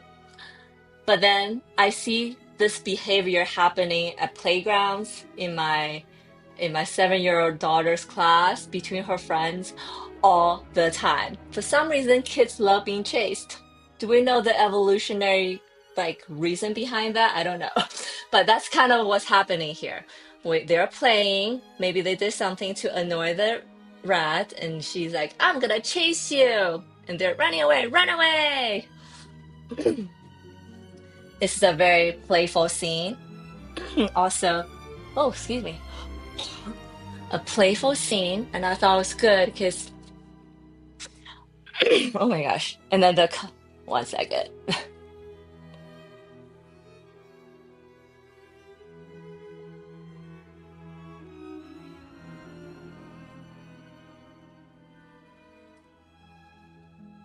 I'm talking more than usual, I realize. Maybe that's why.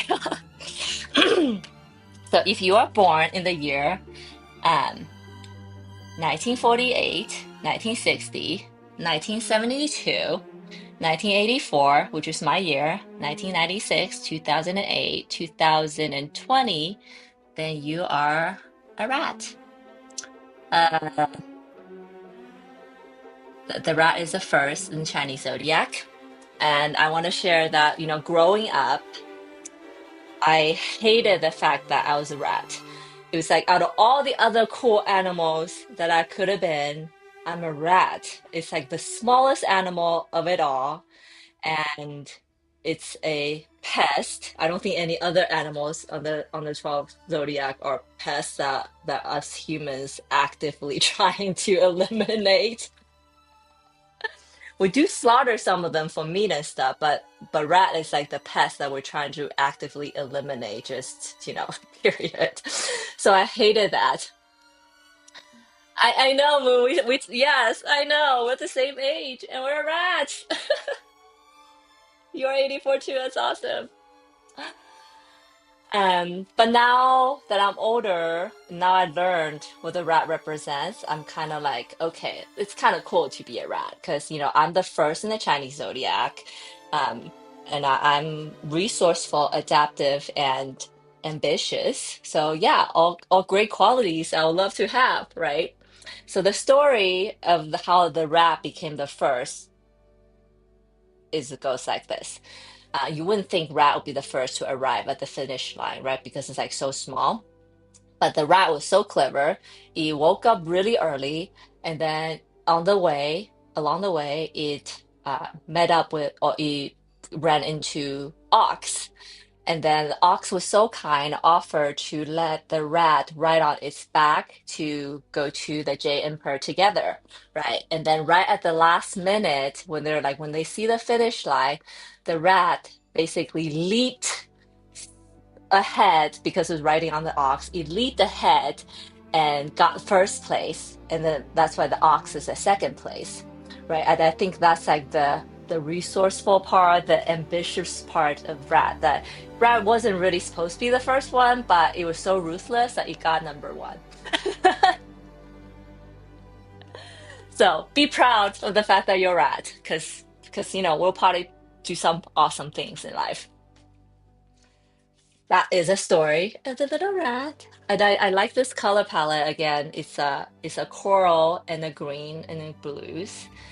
Uh, Not as colorful as some of the other ones, but I think it has a really good black balance here. And then the scene for this, I kept on thinking it's like a diagonal entry to the painting. And then once you get here, and then you kind of go from here to here. That's how the flow goes. You're the rat, and a little story behind why the rat is the number one in the Chinese zodiac.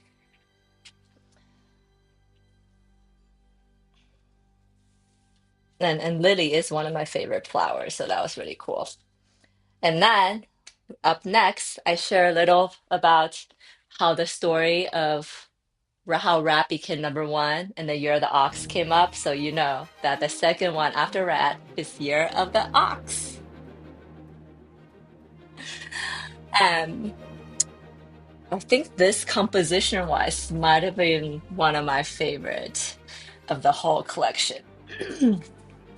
So in here we have an ox and three orbits. Story time. This the the title I gave to this piece is Story Time Among the Tulips, because we're having a story time here, yeah? And in the Chinese zodiac, the ox represents steady, is character-wise is steady, dependable, patient, honest, and quietly strong. So nice. Who wouldn't want that? And then the tulip signifies spring, new beginnings, and deep and steady fast love, which partly because I'm thinking that probably because the tulip they suddenly bloom and at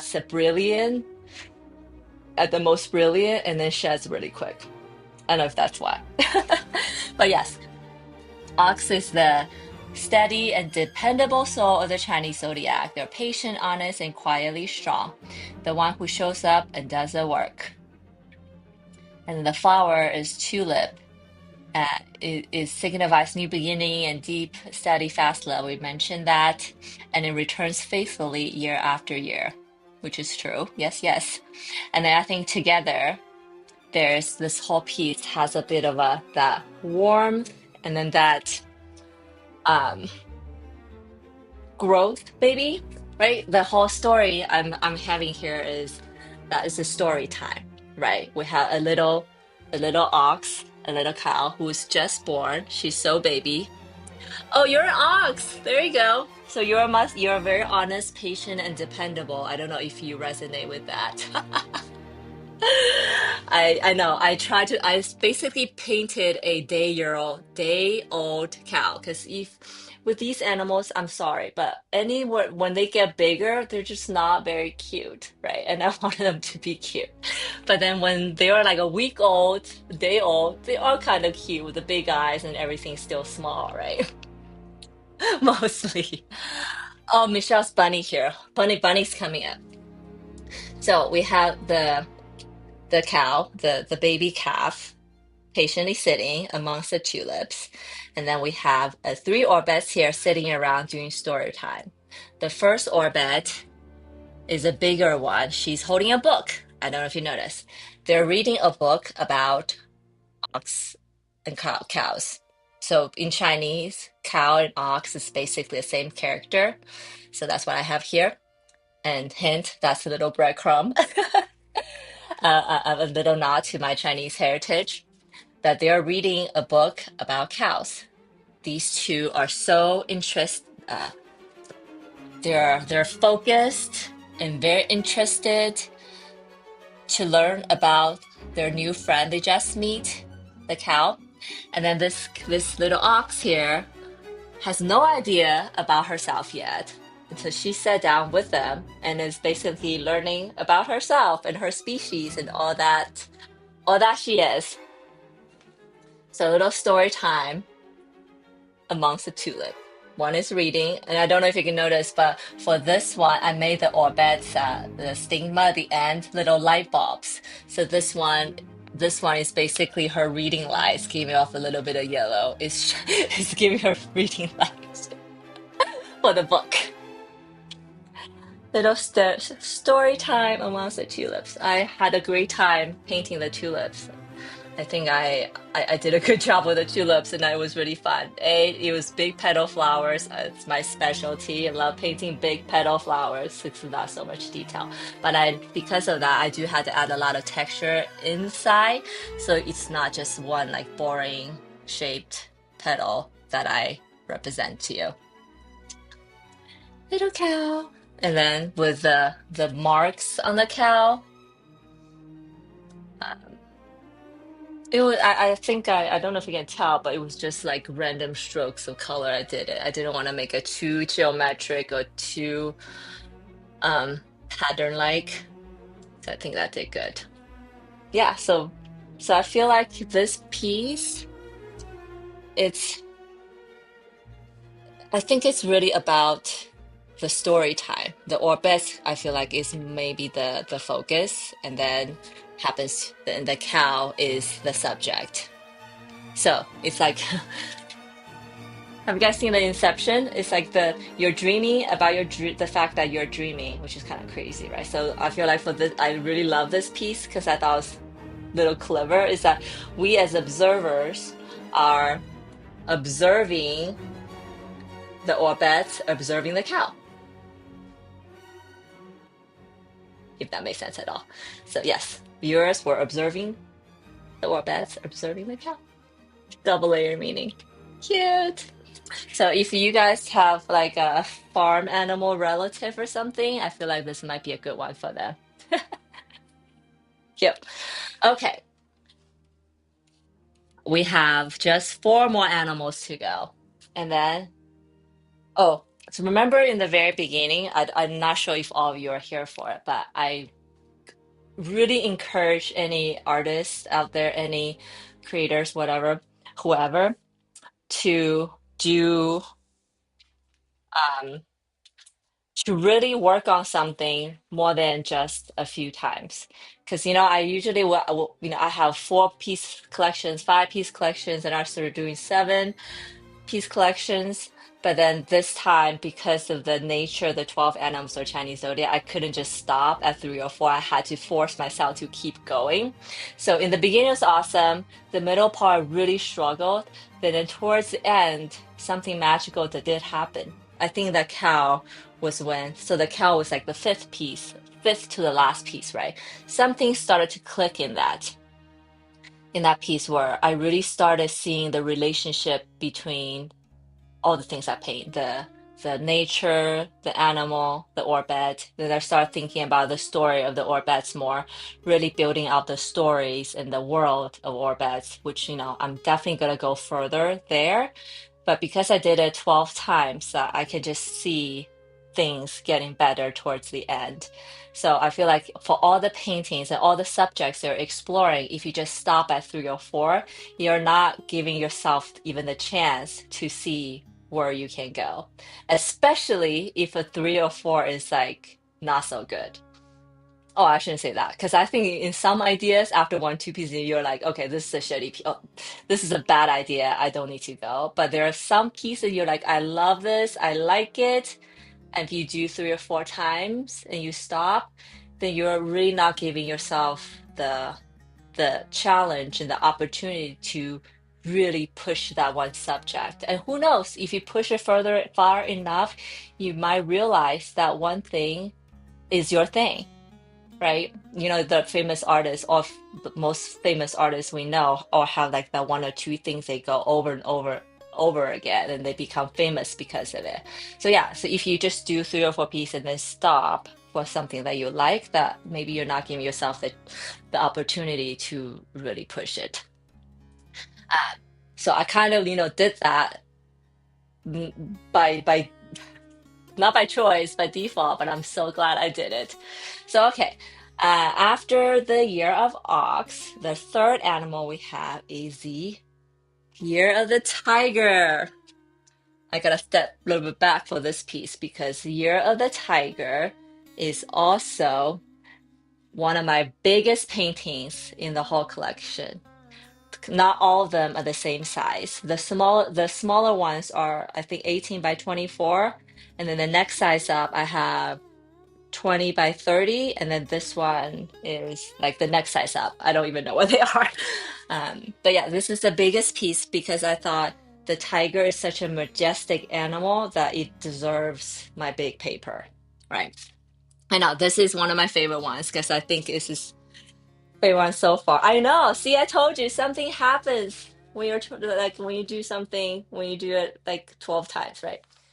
Uh, but I would love to hear what you guys think after you see your 12 pieces.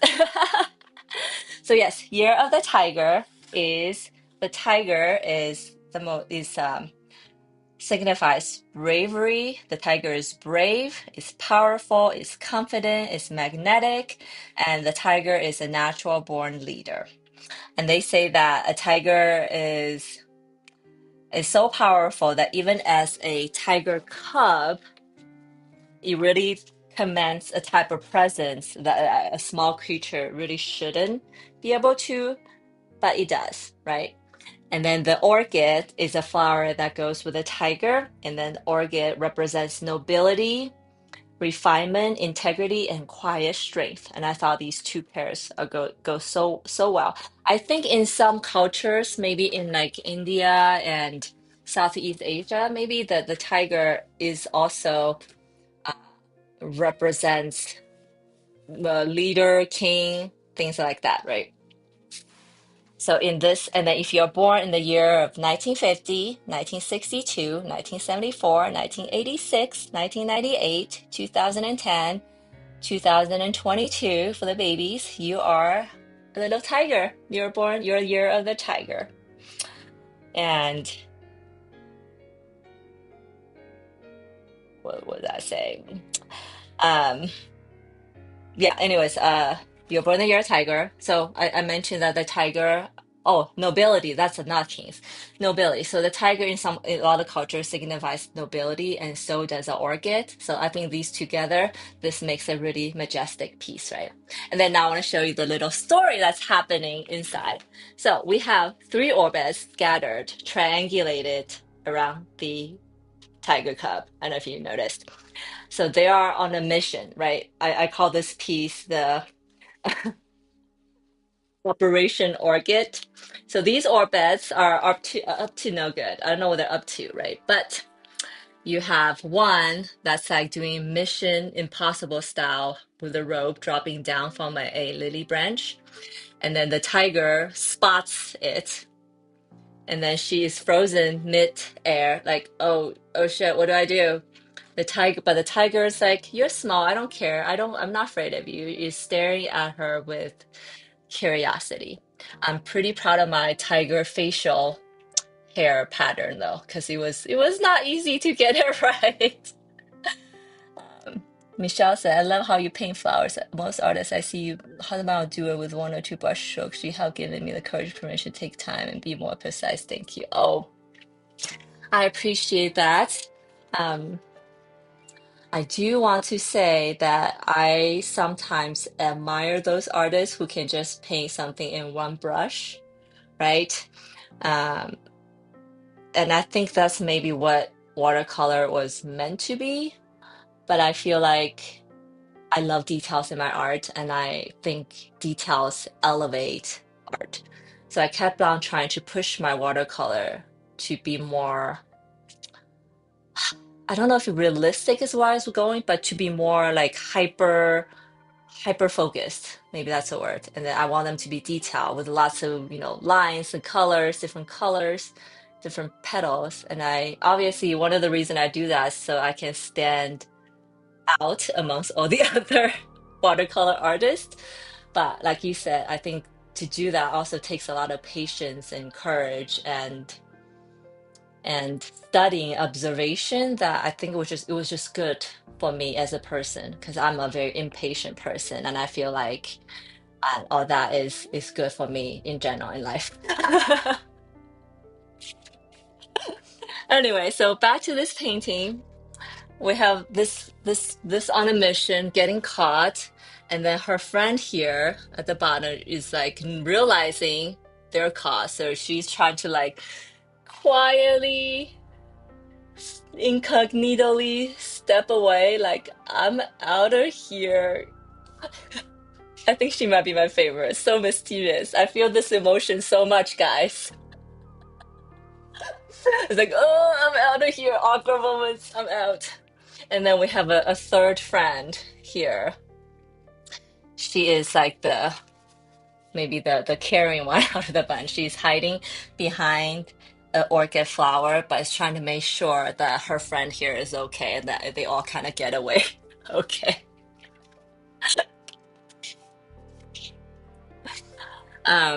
So yes, I think this is one of my favorite pieces in the collection because when I started working on this, I realized I was using that pink and coral green palette a lot for my previous pieces. So I used a pretty different palette. It was like purple and orange with teal. Um, they're all kind of secondary or tertiary colors, but somehow they really balanced well with each other. And because I painted the orchids in white, and it is kind of picking up some of the surrounding flowers. So inside orchid, you see some orange, some purple, and some of that teal color that you really give your eyes some resting moments between all that darker color that's in the background, which should really be the opposite, right? Like usually with watercolor you have the darkest and the more detailed thing in the middle, and then the background is like I think one of you mentioned is more white and transparent, but I think how I did it also works, right? I also noticed that as I did more watercolor and more pieces, I'm actually starting to break some watercolor rules. So I'm proud of myself for doing that. You heard that saying, people make rules and then the really, really, really good people can break them and still have it look good. So I hope I'm on that path now. Yay. So yeah, I love this one because of the story and also the energy and also just a color palette with it. Also, as I was painting the orchids, I don't know if you guys can realize, but orchids are just like the weirdest looking flowers. Orchid flowers takes on and like a almost animalistic look and feel. I think I read that that's like an evolutionary thing. They make their flowers look more like animals, so other animals don't come close and like destroy them. Because and then in certain angles. Hello, Vanessa. I'm so happy you're here because it's my 100th live streaming episode. And for those of you who are joining, but also I'm showing my 12 pieces of the Chinese zodiac animals all at once. So if you don't come to any of my other live streaming, I feel like this is like the good one to come where you can just see the result of all the other sessions. And thank you so much. How have you been?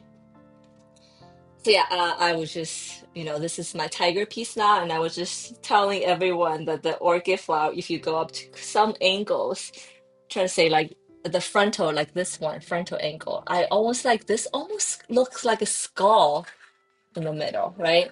So when I was painting these orchid flowers, I can't help but start to feel a little bit of a sinister energy coming from these flowers. And then I realized, oh wow, when I go to stores, when I go to, flower shops, look at orchids again, I never can look at them in the same way again. Just like I see skulls, I see um premantis in them. I see skulls in them. I see some pre-mantis arms in them.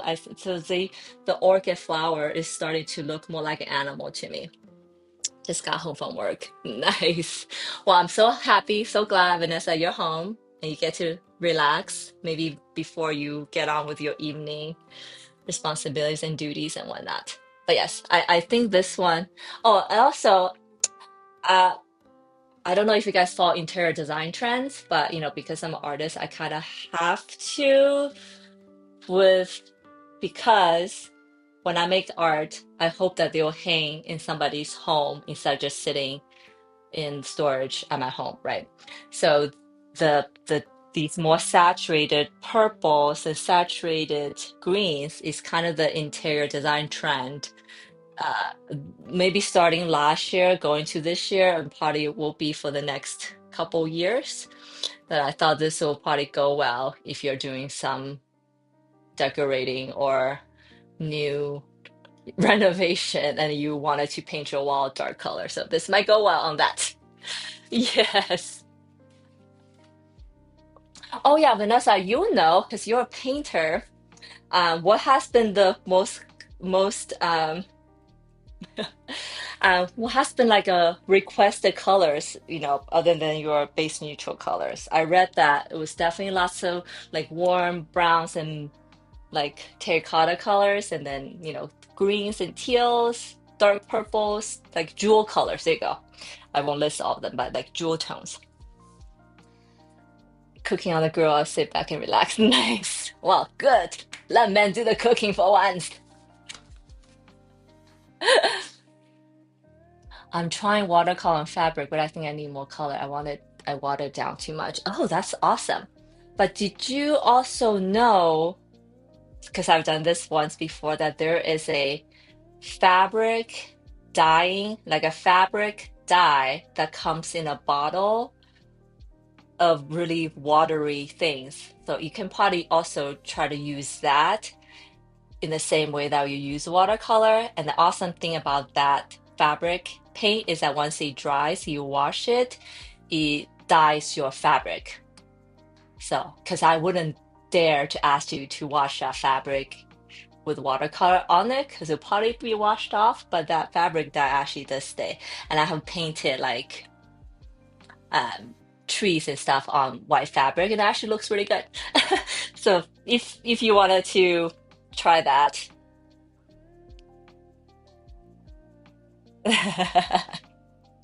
I'm about greens and purples and go from then I go from there. Nice. Oh yeah, I think you mentioned that I think your home has very colorful things. Oh yeah, yes, RIT dye. Right. There you go, you already know. But yes. So you could also try to use that on fabric as watercolor. Or do it the same way as watercolor. Um,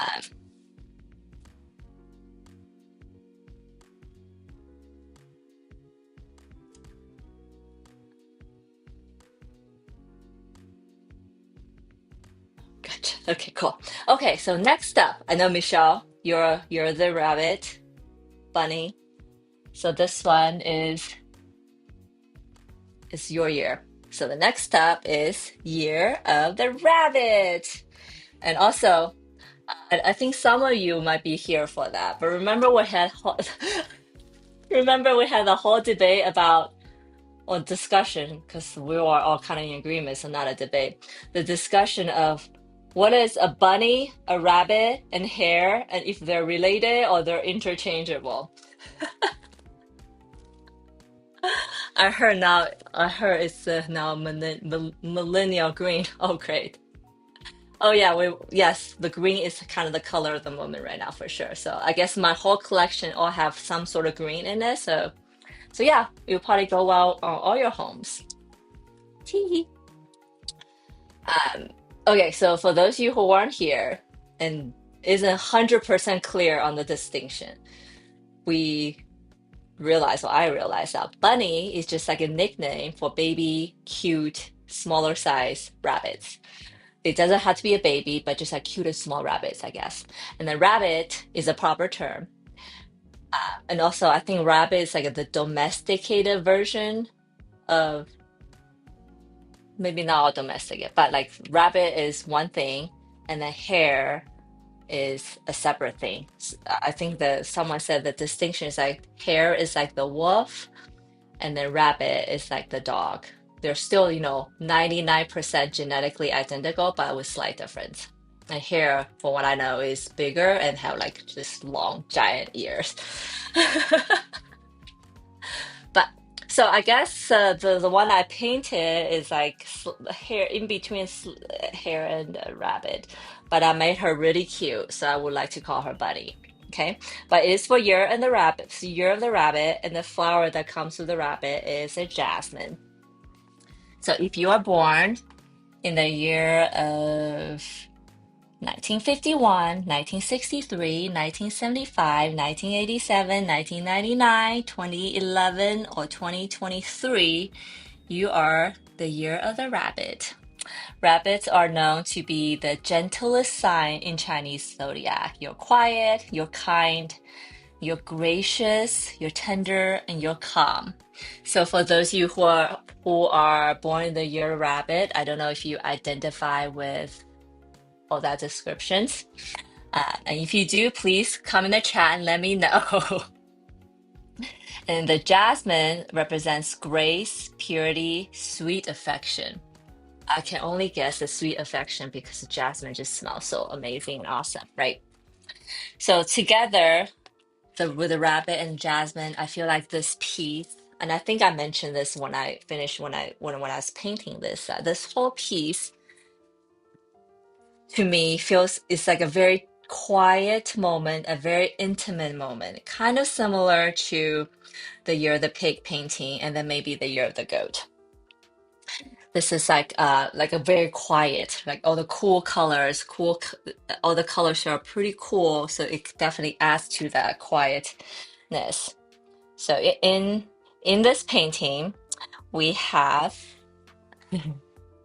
we have rabbit sitting under the jasmine bushes with the jasmine hair blooming, right?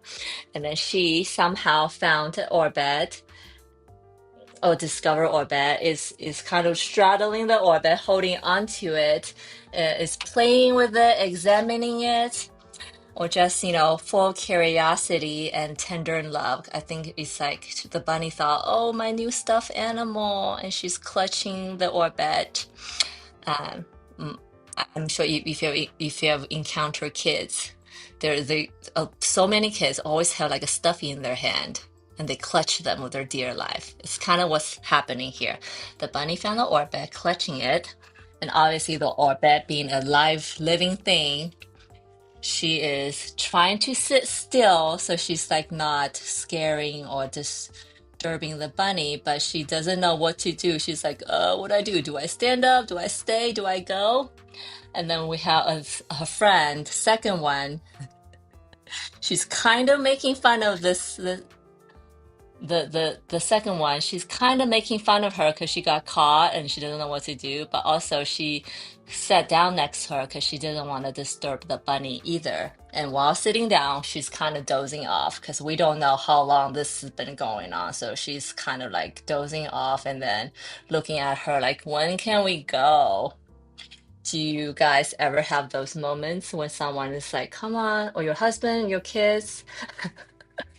It feels like to me, it's like every time I encounter something interesting, I want to look at them closely. My husband or my kid always like, when can we go? Can we go yet? Can we go yet? I'm like, just give me a minute. So I feel like a quieter version is happening here.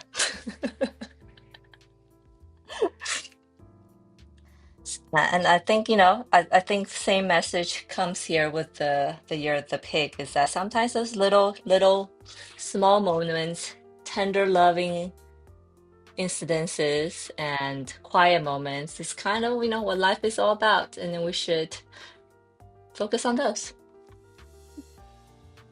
I love this color palette because I think this might be the only one where I didn't use a little bit of pink. Oh, and the tiger, I guess. So starting from this point, for the tiger and the bunny, I kind of skipped the pink. And I feel like this this piece, the color palette, is very much influenced by the tiger piece because I love the purple and the teal combination that I just kind of went all in with this one.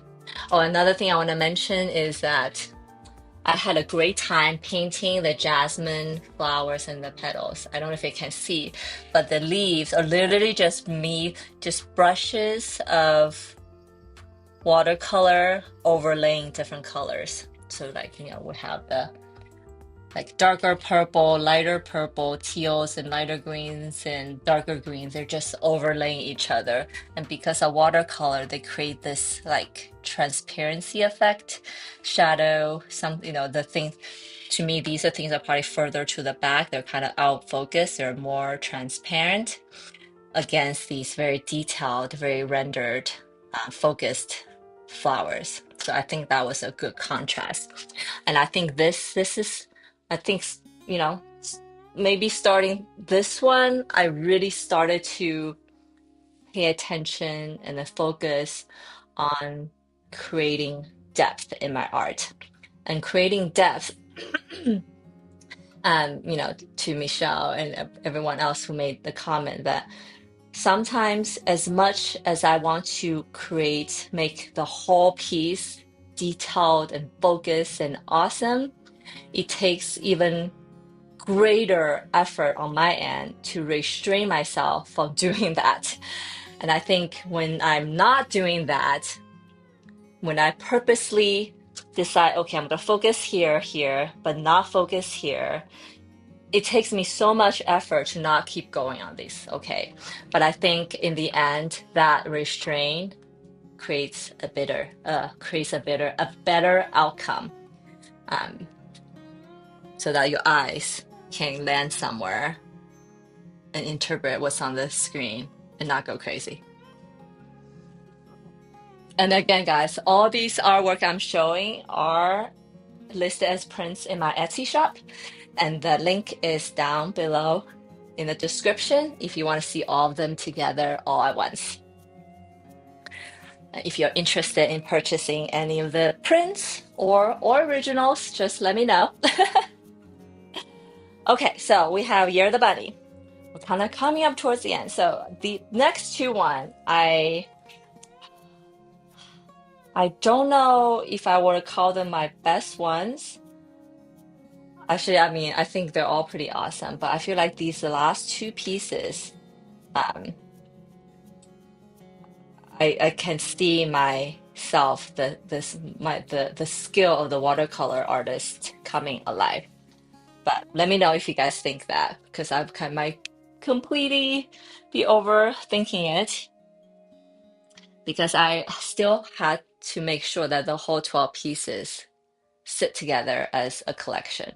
So another thing I realized about working on 12 pieces, like I really had to focus on or dial the style in. Because the last thing you want when you make 12 pieces, like your first piece and your last piece looks nothing like style-wise, skill-wise, more style-wise.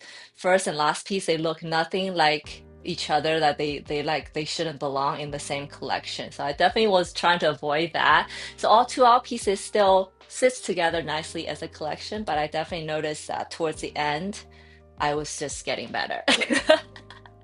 But let me know if you guys see that too, or like what about it that you guys see was getting better, because I'm always curious to know what you guys think. So the second to the last piece is the Year of the Dragon. This one I was pretty nervous about painting since I started the whole 12 pieces of the 12 animals of zodiac, because I was already thinking like, oh man, when I get to the dragon, it's gonna be so hard because A, dragon is just really hard to draw in general, and B, to make it look cute and sits up well with all my other cute animals was hard. But luckily, the dragon was actually the second to the last one I painted, just the order of things. So that I feel like by the time I got to here, I was like, okay, I can do this. It wasn't too crazy. So you're the dragon, and the flower is the lotus flower. I feel like this might be one of my best ones, like objectively, skill-wise speaking. But I don't know. You guys let me know. So, the year of the dragon. The dragon is the only mystical animal in the whole. I think it's one of my favorite. Oh, cool.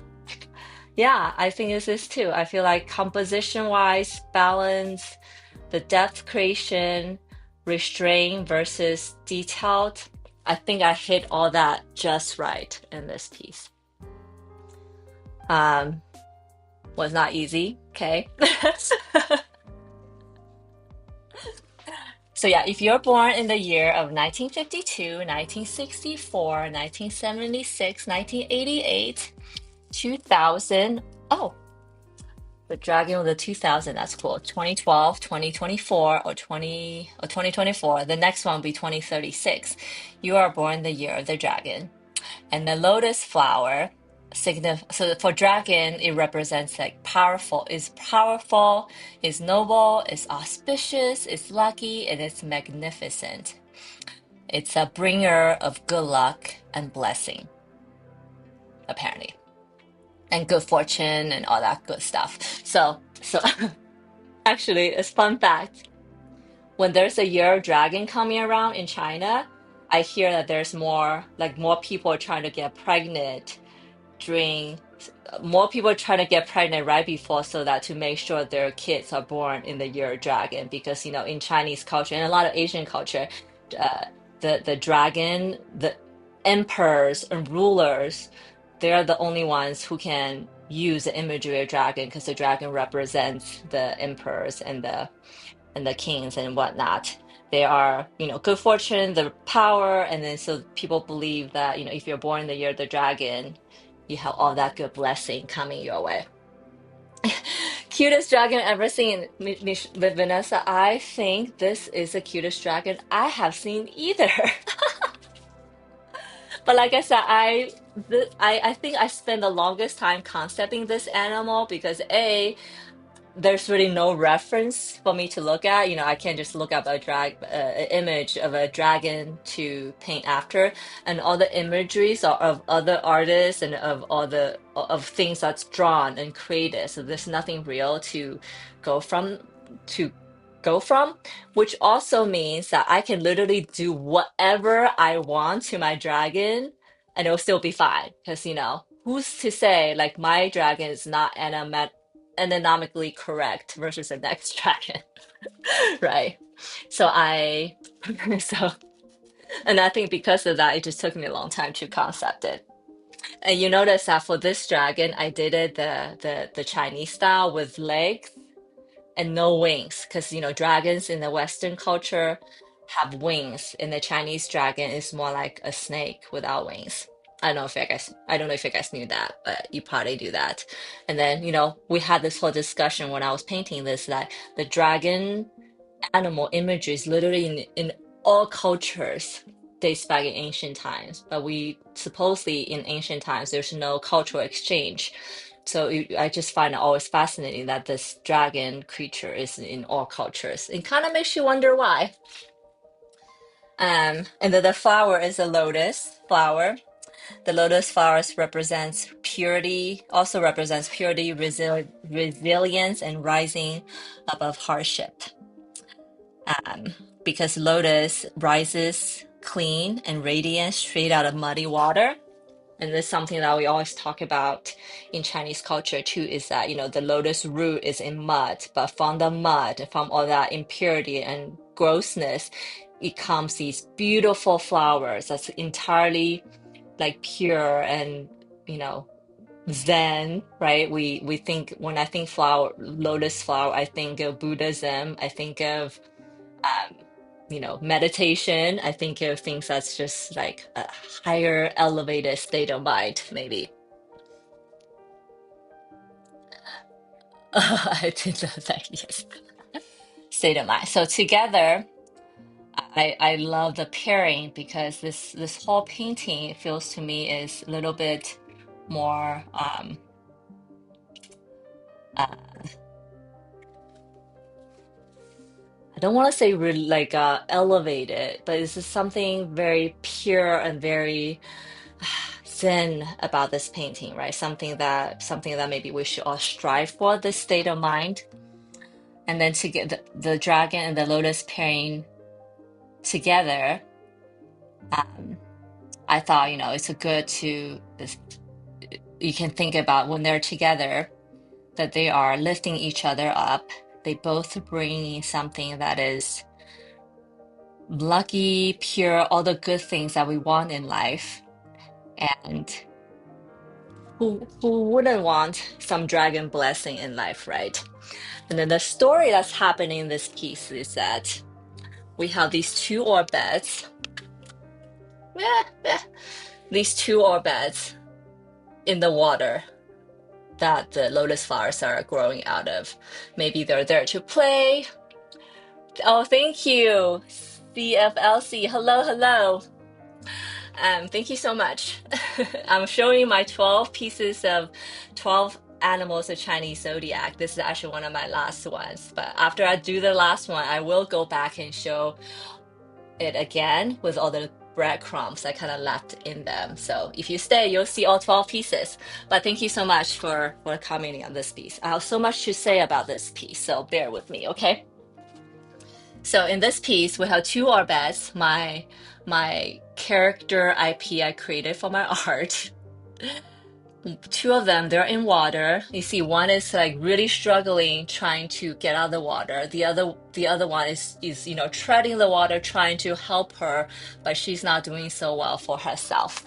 And you know that because I made the end of their stigmas water bubbles. So this one you can see, even though she's trying to rescue the other one, she has drank a lot of water or the extra water herself already. So she's not doing so well herself, but she's still trying to help her friend. So the so I thought that's cool. And then this dragon just weaves through the lotus pond, and then the dragon found the orbit, and she's gonna obviously rescue her, and then you kind of catching everyone in the moment right before they're about to get rescued. So what a sign of relief, right? And when I see up close, it's like, oh, there's that tension, there's struggle. But then when you zoom out, you know that they're in good hands because this dragon has found them. The bringer of blessing and luck is in their presence, and then you know that these orbits will be okay. Love you were done with the orbit. Thank you so much. So you know that they will be okay. And so for this one, I want to share that I worked a lot on the composition. There's a balance to it, right? You have the bigger flower and bigger buds on this side, smaller flowers, small buds on the other side, and then the orbits kind of off to this side. I did it, and this is also one of the biggest. So the tiger and the dragon, I decided to create on the biggest piece of paper. A, because of the details that's involved of the animals, and then B, I think these two are probably the most majestic animals of the 12, and I thought they deserve bigger piece papers. So that's why. And then, oh yeah, so I was saying that I decided to put the smaller flowers on this side and large on that side because the dragon head is on the right side of the composition and the tail's the other side. So I feel like this way it balances the weight on both ends.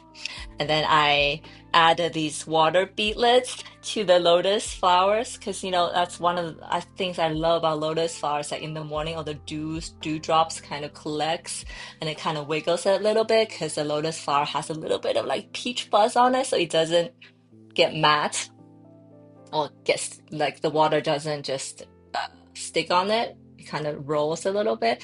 And I loved painting these water beadlets. So you can be sure I'm gonna do more of these beadlets in the future.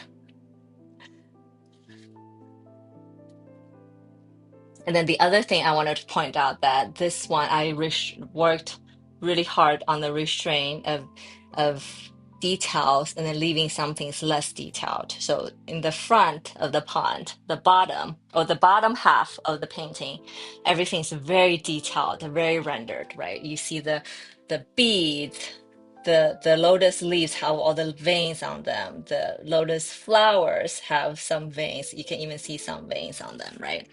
And then so because this area is the closest to the viewer, and then as you move up the painting, these leaves here are not as detailed, they're not as rendered, and I had to like try so hard to not keep going on these because otherwise then the whole thing will be very detailed, and I don't think it's gonna look as good. And I think for this one, I kind of went back to my green and pinks and corals because I mean, I'm painting lotus flower, the lotus leaves. I cannot not use green, right? Also the lotus leaves, I love the leaves on top of the flower because, well, I love lotus roots to eat. I don't know if you guys ever try lotus roots, but it's delicious. And I love it. But also the leaves in Chinese and Asian cooking, yeah, just I think all Asian cooking, we use lotus leaf to wrap like meat, wrap rice, wrap all sorts of things to give it like that fragrance, like a little like the fragrant and taste and all that. So there's something very I just I just love lotus flowers. It's one of my favorite flowers. I feel like I do love flowers, but I don't love them all the same way, let's just say. And then obviously I have to talk about this dragon face. So I did this dragon. Let's get up. So I think thank you guys for mentioning it's the cutest dragon. I do agree. So how I made the dragon cute. And also this method probably works well with almost all animals that you try to create. Is that I made the snout really short and round, and then made the eyes bigger, and then I made her head bigger. Basically, if you do these three things, whatever you're drawing and painting, it could be human, it could be animals, it could be bugs, right? If you make the head bigger, eyes bigger, snout or nose short and small, it's gonna look cuter. And also, I kind of went a little inventive or creative with the manes of the dragon and what are these called? Antlers of the dragon. Um, because it's fun, why not? And as I was making them, and I realized, I start having this thought, right? You know, we say dragon is like a imaginary mythical animal, right? And then I realized, like, as I'm painting them, it's like, oh shit, I think the dragon is just a bunch of like animals someone put together to create a new animal out of. Like I think the dragon tail is like a fish tail, a koi tail. The dragon body is like a snake body, long and, flexible trolley. And then the dragon feet are like eagle feet, clawy. And then the dragon antler is like deer antler, right? It's like longevity and all that stuff. So I thought that was so cool. And then also, I think dragon is also the only animal on the Chinese zodiac that can fly and swim. So there's all sorts of magical things happening in this piece. So I had a great time painting it, and the story I loved as I was coming up with the story is I also loved. And this piece and the title I'm giving it is a dragon rescue in the lotus pond. So you know that the dragon is about to rescue the orbits, and they're in good hands. And you step back, I look at it, it's like this piece has harmony and balance, and I think it's great for any kids' room because the dragon's so cute. And then any meditation room. And if you want to bring some zen and some hope into your space, this might be it. If I'm saying that because if you're born in the year of the dragon, then obviously, but if not, you just love this painting, there's so many reasons why this could be nice. Woohoo! We have one more to go. Okay, let me catch up on the chat. I want to know how you got her whiskers so thin and perfect and straight, equal distance apart. I so Michelle, I don't know if they're like exactly equal distance apart. Because now I'm looking at it, it's like I don't think they are. But you can't tell because she's kind of like in the three quarter. I also think the three-quarter view is very forgiving because frontal it has to be symmetrical. We know, right? But if it's like sideways, I think it would be too long and not cute. But three-quarter, you can get away with a lot of things. Let's see. Is a whisker so thin and straight and perfect, like just like a platypus? It's all leftover parts of other animals. Yes. The platypus is also a weird animal. So let's get up closer to what Michelle's talking about her snout, right? So I think this side you can see that, the dragon, the whisker, this magical thing comes out like slightly below her nose, nostril goes out. I did mask this area. I didn't peel this mask until the very end because I didn't want any other get on it. But this one you can see, just imagine we had the nostril, but then part of it is hidden behind the snout. Now I'm looking at it, so oh, maybe it needs to be even less. Now I'm looking at it, so oh, maybe this could be even less, but your brain kind of fills in between the spaces.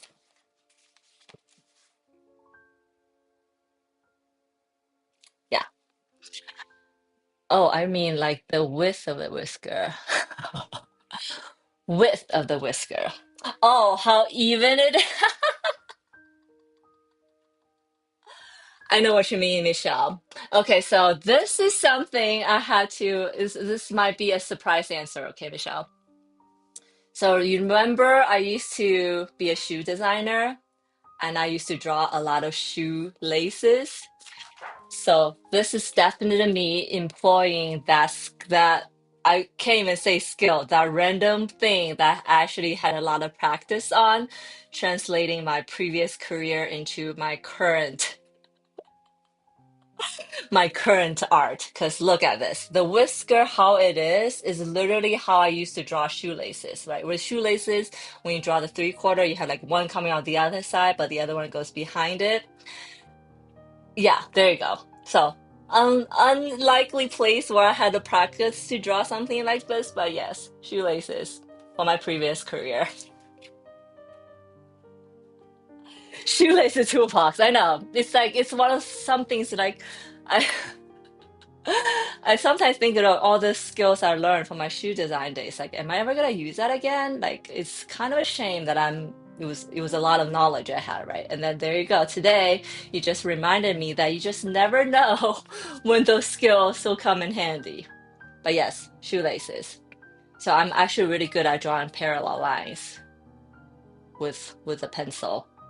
And then like parallel and then smooth curvy lines, because shoelaces.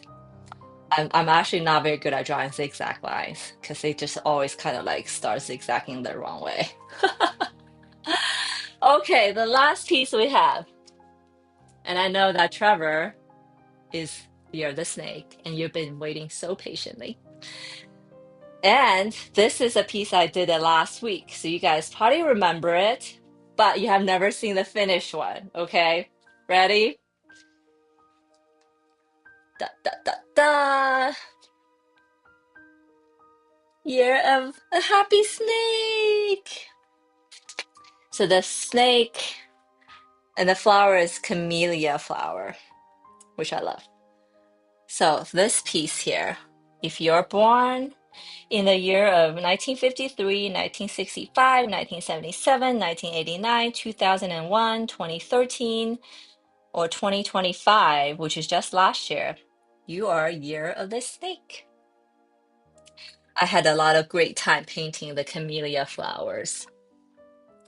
And also, I personally think that this snake is the most beautifully colored animal in the whole bunch because it has all the blue, like all the pastel blues and pinks and purples and yellows, all my favorite colors in one.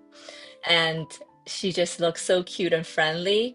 And look, it's just another animal. Had to try really, really, really hard to um, make it look cute because I don't think any like normal people think snakes in nature, real snakes are cute. They're also like, and then for me, they're a little gross. They're so scary, and basically, I have a snake phobia. So I'm definitely getting this one, the cutest snake ever. Oh, thank you so much, Moon, for saying that. I mean, I think this might be the cutest snake I've ever seen because of the beautiful colors, right? And then so I think I mentioned this last time, but the snake in the Chinese folklore is kind of resting between good and evil. It's like the gatekeeper of good and bad or something like that. Which is, I can't help but to think about, the whole story of Adam and Eve, that the serpent protects the tree of knowledge, but the serpent also, I might be wrong on this. The serpent also told Adam or Eve to eat the fruit, eat the apple, right? So it's like, good and bad.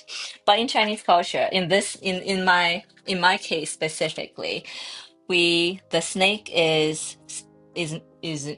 seen or known as being wise, intuitive, elegant, mysterious, and there tends to be very deep people. And then Trevor, I feel like all these adjectives kind of do apply to you, at least at least as much as I know you, right?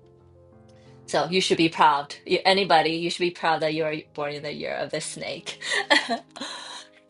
Oh, thank you, Trevor. I appreciate that. I'm so happy that you love it. And then the camellia is also one of my favorite flowers. And this one is a little nostalgic because I grew up in a town called Wenzhou in China. It's in the south part, so it's very tropical, it's very humid, and camellia is just everywhere in the spring. Like I'm just like growing up with that flower. Every time I see it, it kind of reminds me of home. Strangely, and so I'm really happy that I got to paint it. And the camellia signifies admiration, devotion, and faithful love. Because a fun fact about camellia is that a lot of other flowers, when they are, dying, they will die like the petal will fall one by one, right? But with the camellia flower, they fall the whole flower, you'll probably notice now that I've said it in nature, that the whole flower will stay together and then they will all brown as a whole and then fall as a whole flower, which I thought is so sweet. It's like that action signifies the faithful love that I just mentioned that the camellia flower represents. So the so the together, let's see. So together with the snake and the camellia side by side, I can't help but to think like this wise and very elegant, intuitive snake is enchanted by the beauty of the camellia flower and the devotion and that faithful love. She looks a little inspired, her eyes are bright. And then the story here really is that we have these three orbits, her friend, her inner thoughts represented. They are discovering these camellia flowers at the same time. We have one that's like leaning on it, checking it out really closely, and this snake is looking at it, smiling kind of. I made her end of the mouth curve up a little bit, smiling. And then we have these two other orbits in the back. I think they're a little bit more reserved. They're a little bit more scared, so that they're standing in the back at the tail end of the snake, and then is also looking at the camellia flower with such curiosity. Uh, Maybe the flower is a little mysterious to them. Maybe they are admiring from afar. And I think this composition I love because this is epic. Hello, Blake. Welcome, and thank you so much. Um, this one I love because I don't know if you noticed, like for this painting, all the eyes, the eyeballs of my orbits and her eyes all kind of lined up in the middle, right? So really, the following the eyes is probably where your eyes will go. And I also exercise my restraint with the front two flowers are very big and detailed with like these veins on them, right? And then the ones in the back, I exercise some restraint. So I didn't do the veins. I did do some shadow and highlights, but they're not as detailed. But and I made them in a cooler color with like purples and blues and to push them further back into the background. But I love the color combinations, just like the snake. So I would say maybe either the snake is taking on the glow of the flower, or the flower is taking on the glow of the snake. Probably latter, because the snakes, so the flowers are further in the back and picking up this iridescent, brilliant snake that's giving off that color. So yes, Year of the Snake. Oh, thank you so much, Moon. This is lovely. I'm so happy to hear that. Yes, and I would love if you don't mind, I would love to see a picture of how you're hanging them. That would be so awesome. It's I think when I see my artwork hang up in someone else's like home, it's like such a feeling of accomplishment. Because I actually I think I mentioned this, but I have tons of artwork at home, but I never hang my own artwork because I feel like maybe it's little. I don't know. I don't know why I think that. It's like I don't want to hang my own artwork, right? Because I always think that it's not good enough. And then I have some that I want to hang, but they're just sitting on the floor by the wall I want to paint because I'm like, I don't know if this is what I want to hang. So, anyways, I want to see them hung up in someone else's home. So Year of the Snake. So now that you're seeing all 12, I think you guys kind of know what I mean by as a collection progressed, like there's something also changed. That the things that's changing in me is also being reflected on the art piece.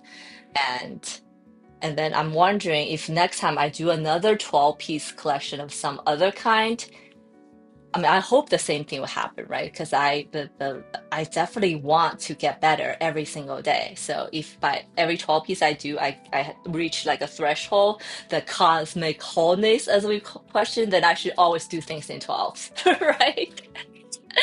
Definitely send pics. Yay! I'm the same way with my art. Oh yeah, I know. I think it's like a common artist weird hang-ups. Like we always think that our best piece is the next piece we haven't made, and then all the piece that we made before is crap. and and the other thing I do want to share is like, I don't know if you guys, I didn't say this, but as I'm looking at every single piece again, I was like, "Ooh, I can do more here. I can do more here. I can do more here. Like this part needs more work. That part needs more work." So I had to stop myself because I think the first time I laid all 12 pieces together, I was like, "Oh, I need to do that one. That one looks like shit. Nobody's gonna like that one." And then I was like, "Oh wait, hold up. I'm probably just being crazy and too self-criticizing, too critical, right?" So I had to like step away and come back to look at them the next day. And I was like, okay, they look fine. I don't need to redo any of them because I had like that moment of insecurity, like, this is shit. So I had to stop myself. I think I'm getting better, but every time I look at them again, it's like, oh, should I just work on that one more? Or it's like, oh, is that line like really like should that be like straighter, curvier? Does that need more detail? And any of that. But I definitely will take everything I learned to apply to the next collection because I'm not gonna go back and redo any of those pieces. I have decided, and there's probably no need. So, for those of you who are joining me a little bit later and didn't see the beginning, I do want to go through all of them again so that you guys can see all of them. And then I do want to point out some of the breadcrumbs of Chinese culture and whatnot in them. They're not very prominent, so if you guys saw some and noticed it, definitely let me know in the chat. So it's like you saw that Easter egg, right? It's like a little game at this point now. If you remember seeing any of them, you can even go to my Etsy shop and go in and zoom in to see if you spot any breadcrumbs in all of them. Um, But if you don't want to play that game, I'm gonna, with all the puzzle piece or whatever, I'm gonna go to the end, the last page, and show you guys the solutions, okay? So you don't have to drive yourself crazy with, where's Waldo? Okay. Okay. I think some are more obvious than others.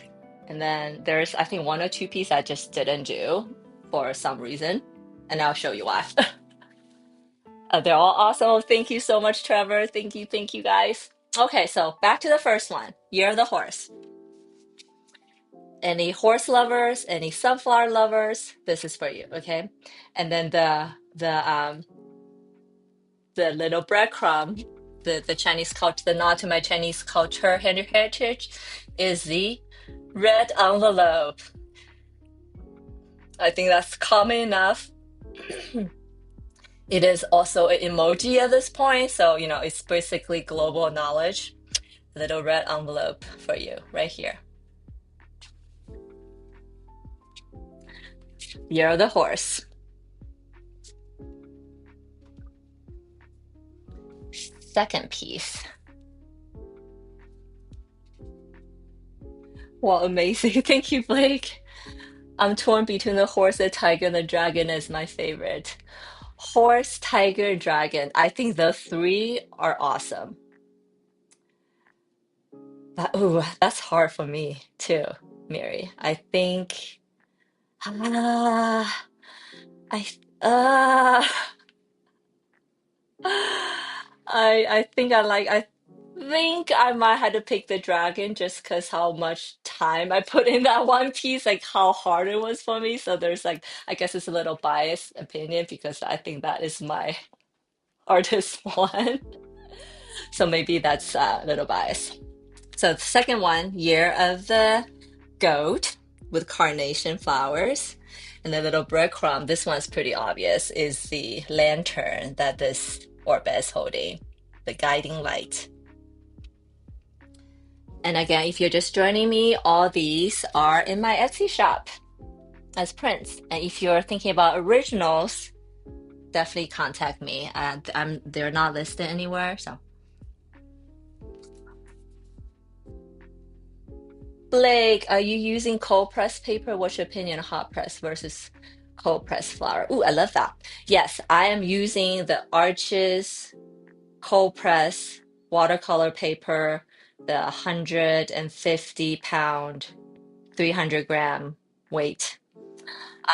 I think I exclusively uses cold press because I love the little texture that these papers have. Oh, I don't know if you can see in the video. Maybe a little bit.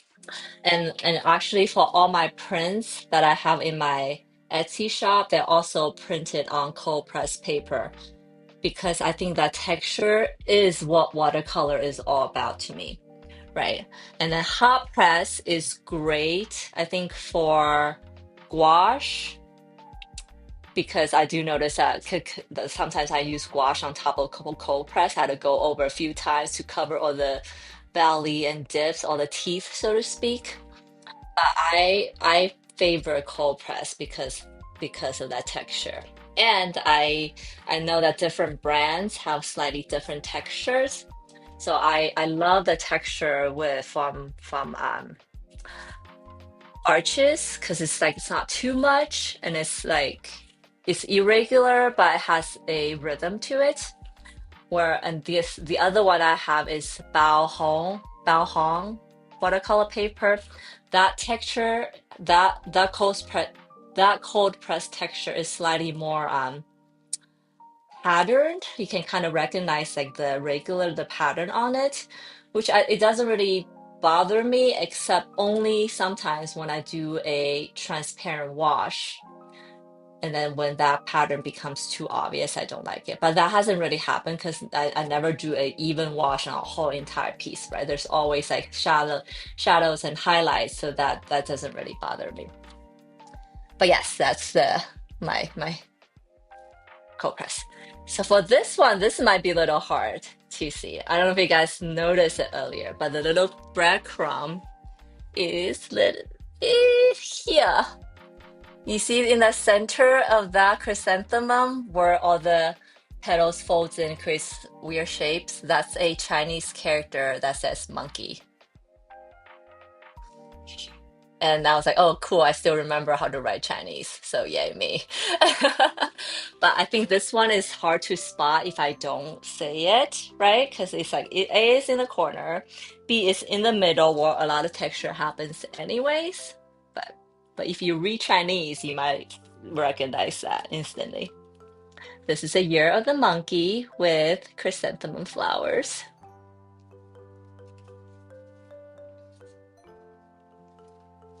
Next, does this have anything? Oh, yes, it does. So this is a year of rooster. And then the little breadcrumb, little Easter egg is if you go really, really, really up close, you see that one of the chicken legs have a good luck jade bracelet anklet on her foot. On his foot. This one I cannot force this rooster to be a female because rooster is literally the word for male chicken, right? And only male chicken gets up and what do you call that clocking? It's not clucking, but the morning sound is only roosters can make. So I thought this is good because we have little this general is wearing a good luck charm on his leg, and then yeah, in Chinese these red bracelets with a little jade on them. You probably if you ever go to China, you see vendors everywhere sell them. They're good luck. People wear them on their hands, on their arms, on their ankles all the time. I roosters crow. Thank you. Thank you for like I was like they don't clock because that's a hen thing. They crow. There you go. Cock-a-doodle doo. Okay, I mean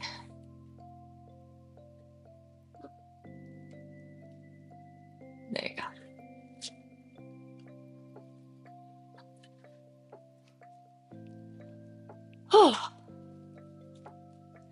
Okay, then sorry, I had to go and um, plug in my camera because it's not running out of battery. Okay, so where are we? Okay, so next one. What is next one?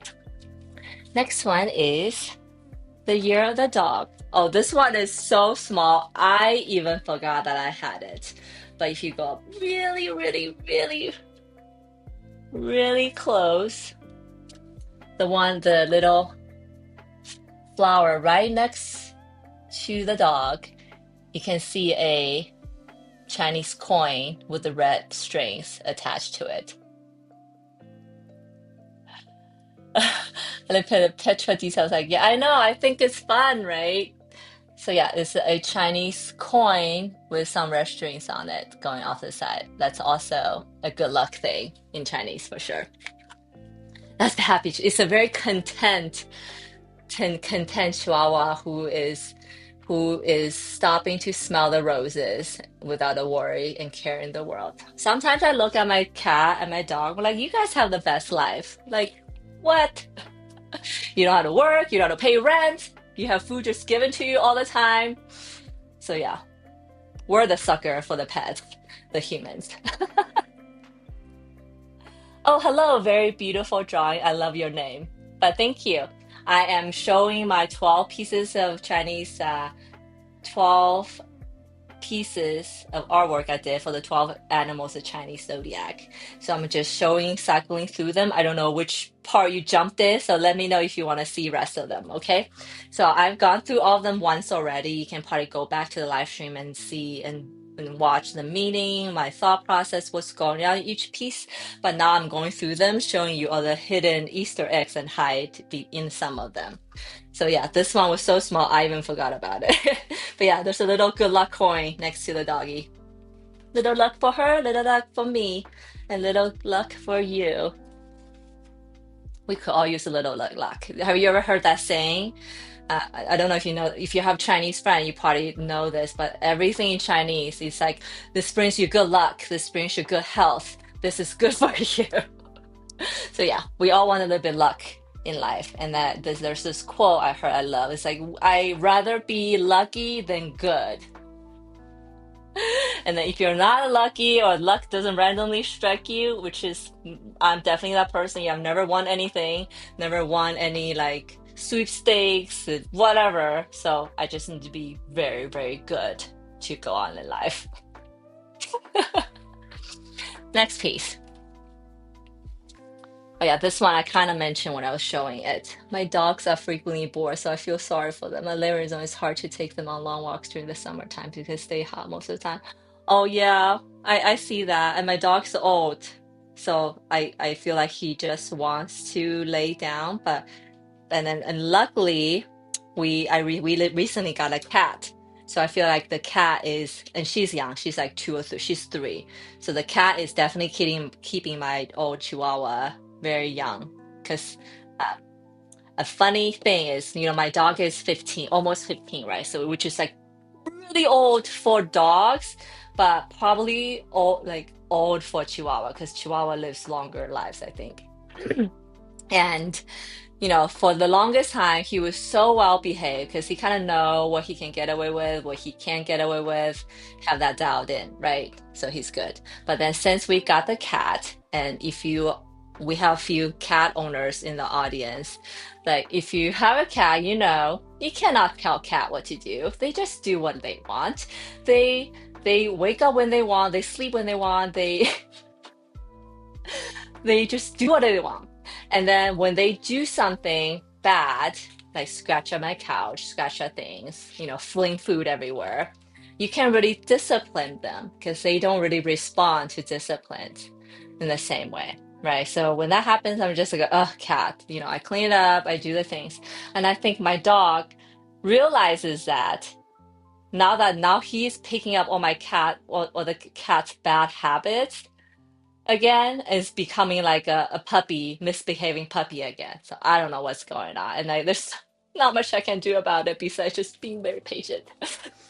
So yeah, I think my cat keeps my dog young. But I think I hear that dogs they kind of live for walks. So if you can just, yeah, exactly, hard to take them long walks. I think what energizes them is really walks. So I try to walk him as much as I can, even though he's old, but he still loves walks. And I think that's something I really want to do for him. Even though sometimes I don't want to, but I was like, I should walk with you because that's the one thing that brings you joy in life besides food and treats. Okay, back to my artwork. So this is a cozy Year of the Pig painting. And the little thing I hide in it, which is not so little, not so hidden, is this yin yang sign at the end of her antenna.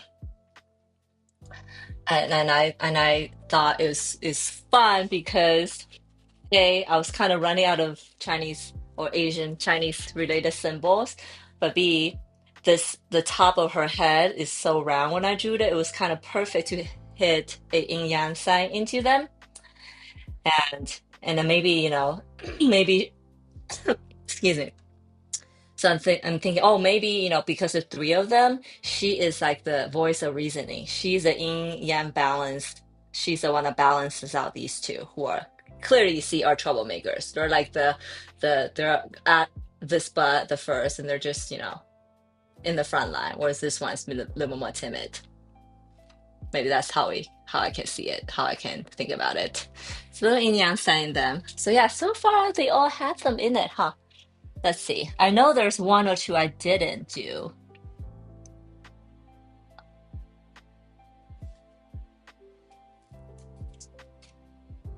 You're the rat. You're the rat. So this one, it's not a very obvious one, so I don't want it to like take credit or to make to like say this is like the something I intended. But for this one, if you go really, really close up the the antenna of these animals, I made these little knots for them at the end. I was imagining. I don't know if you guys have ever seen Chinese like period dramas or like shows from the ancient times when they're in ancient costumes and whatnot.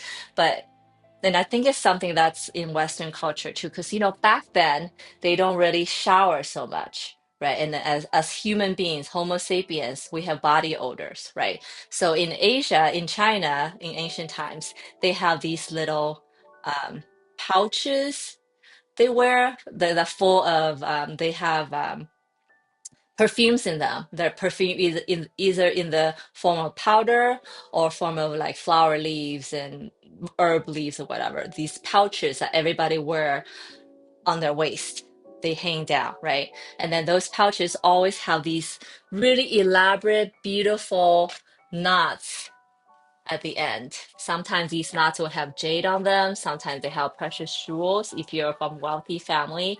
And I think they also just weigh the pouch down. So I thought it'd be cool to have these knots at the end of her antenna, their antenna. And I think in the Western culture, they back in medieval time, Renaissance, they also have these like perfume pouches they wear, but they're usually in like a sack form instead of these elaborate knots that they do. They call frog knots. Yes. Yes. So the frog knots the type of knots. So that knot could be under a lantern, could be under any decoration, and certainly a lot of them are part of these perfume sacks. But the knot itself is not the perfume sack, if you if you know what I mean. But yes, I think they are called frog knots. But I also thought the frog knots is like the buttons, the button and on the qipao on the Chinese traditional costume. It's like there's one button and another button has like a rope that like hooks on it. I thought that's called frog knot, but maybe this is called frog knot too. But yeah, so I did little, we'll call them frog knots for now, on the end of the antennas. Okay, and then this one, I think you already seen. There's the character ox on the book that they're reading, Chinese character for ox on the book they're reading because they're reading a book about ox and cows. A story time. Oh, it could be the button holder. Okay, so the whole thing's called a frog knot. Got it.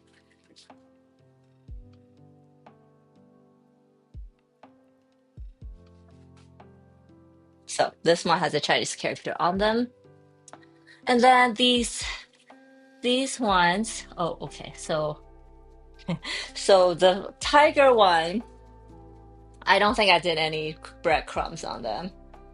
Besides,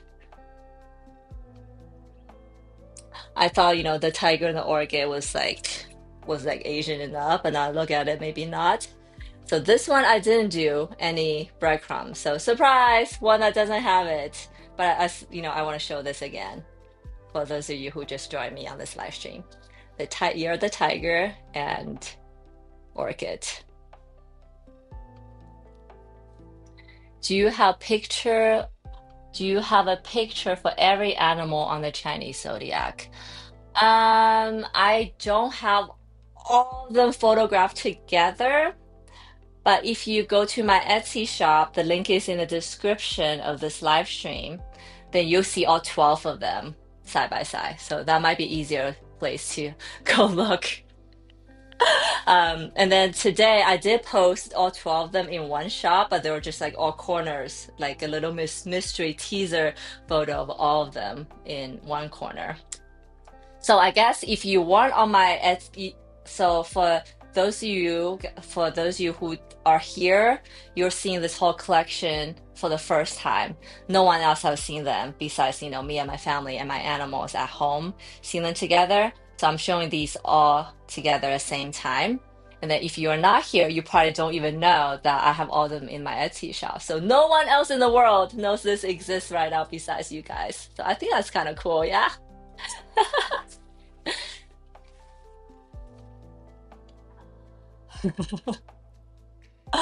Okay, so for this bunny one, so okay, I have one that doesn't have it.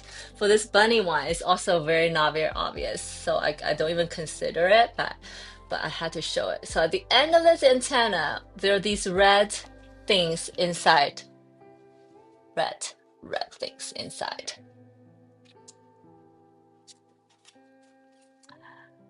I think I was trying to draw.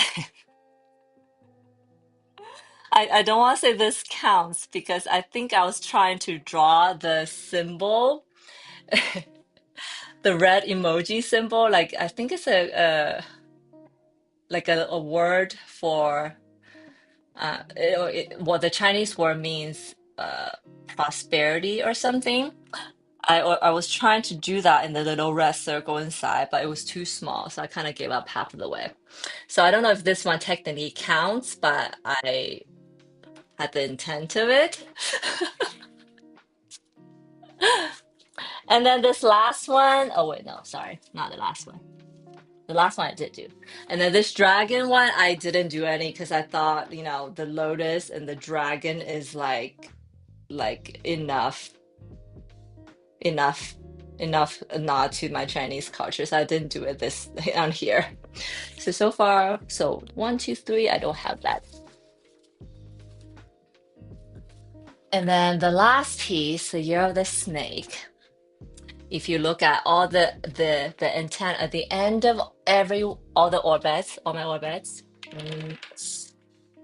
sorry, and on my orbits, you'll see a red and the green ring. They're like the red. The green ring. I was thinking a jade ring. So on the antenna, all three of them, they have a jade ring and a red ring on all of them. I don't know if you know this, but in Chinese culture, jade is like um, what do you call them? Like a talisman to ward off ghosts and bad spirits and bad luck. That's why all Chinese people love wearing jade because it's like it protects them from all the things that are evil. And I thought, remember what we said about the snake being in the between good and evil? So they all have a jade ring to protect them from the evil part of the snake. And then the red ring is the good luck, the lucky color that they want for themselves. There you go. So these three orbits are like very, very, very honed in on the Chinese culture. So there you go. I didn't put the little crumb in all of them, but most of them, and the big pieces I didn't because I thought they stand pretty strong on their own as a nod to Asian culture. But then, maybe I should have done it. But oh well. Oh, I like the dragon a lot. Thank you, Blake. So you said you probably already explained this. Who are the little eyeball creatures and what they represent to you? Like them. I like them. They are cool. And then I think Michelle mentioned that No, I think Moon mentioned. Okay, Blake, I'm gonna answer your question in 1 second, but I want to say something before I forget. Was that I hide these breadcrumbs in my art. I don't do that all the time, but for some reason I started doing that in this collection because when I was doing them, I was thinking, and I think it's also a sign of me getting better as an artist, was that I love things like that in other people's paintings, right? Other people's art when they hide this like little Easter eggs, little eyeballs, little figures, little lips in the background, then you like, and then when you have that piece of art at home. I love the idea of you may look at this image day in, day out, and then every single day, hopefully, you'll discover something new about it that you didn't notice it the day before.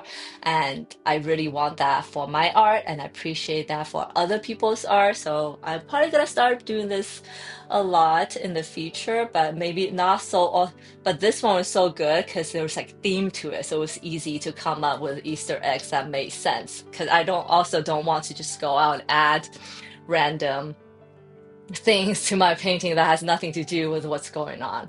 So I didn't want to do that either. So can we see the first one, the snake together, please? The first one and the snake together. Oh, yes, yes.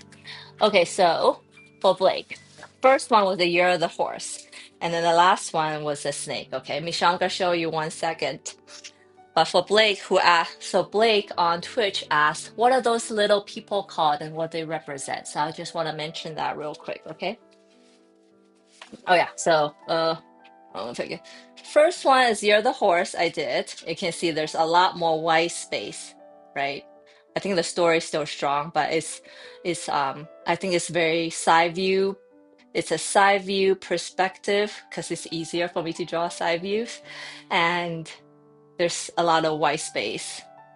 Texture white space, I guess.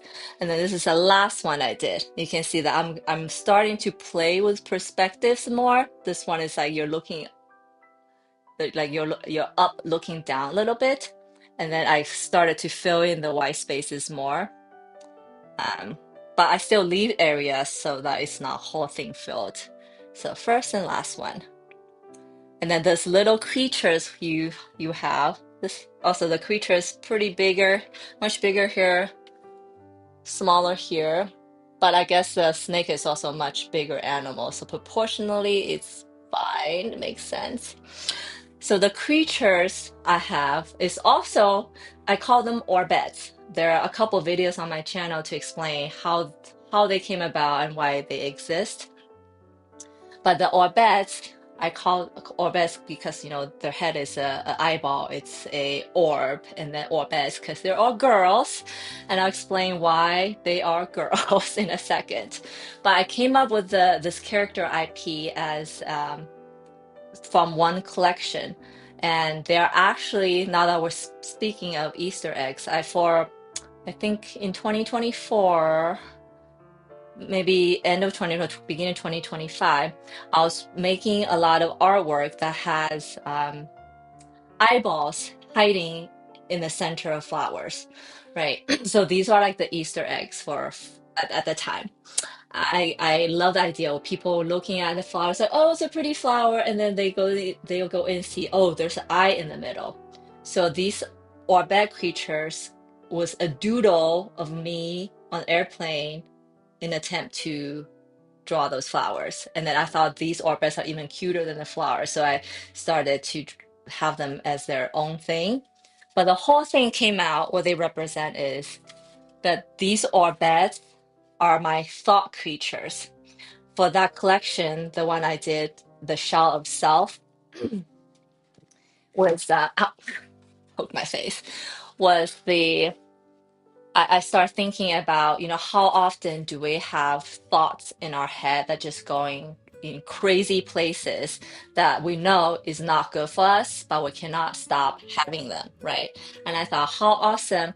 What if we as humans can take those thoughts out of our brain and then we can look at them as a third perspective when we see all those thoughts doing crazy things, us as a third person perspective, like we'll probably, the saying like the bystanders always have a clear view. Wait, that's not the saying, but paraphrasing it. Uh, I thought, what if we saw how our thoughts was doing to ourselves? Would we, would it be easier to stop them? Will we have totally different views on those thoughts we have? So that thought kind of started this whole journey of taking these or bed creatures and then make personified or bed creature, they're personified thoughts, and they accompany in mind, they accompany these animals, accompany some all my figurative stuff I do. But these are the thoughts of the subject, and they're doing things on their own, but kind of related to the subject. So that's how it came about. The orbits are thought creatures that we see personified outside our brain. And and then they are all girls because, remember the origin? There used to be the eyes inside of my paintings. I pull them out and then I give them flower bodies, right? And then we know flowers are basically a plant's sex organ and they are female. Duh. So I give them petals on top. The top antennas you see are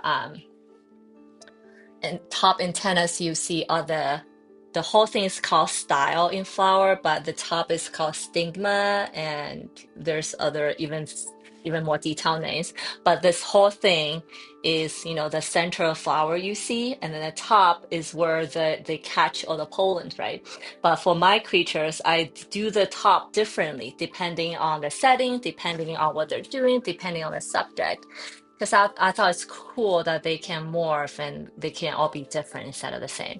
Right. And then the eyelashes are like kind of the fragments maybe.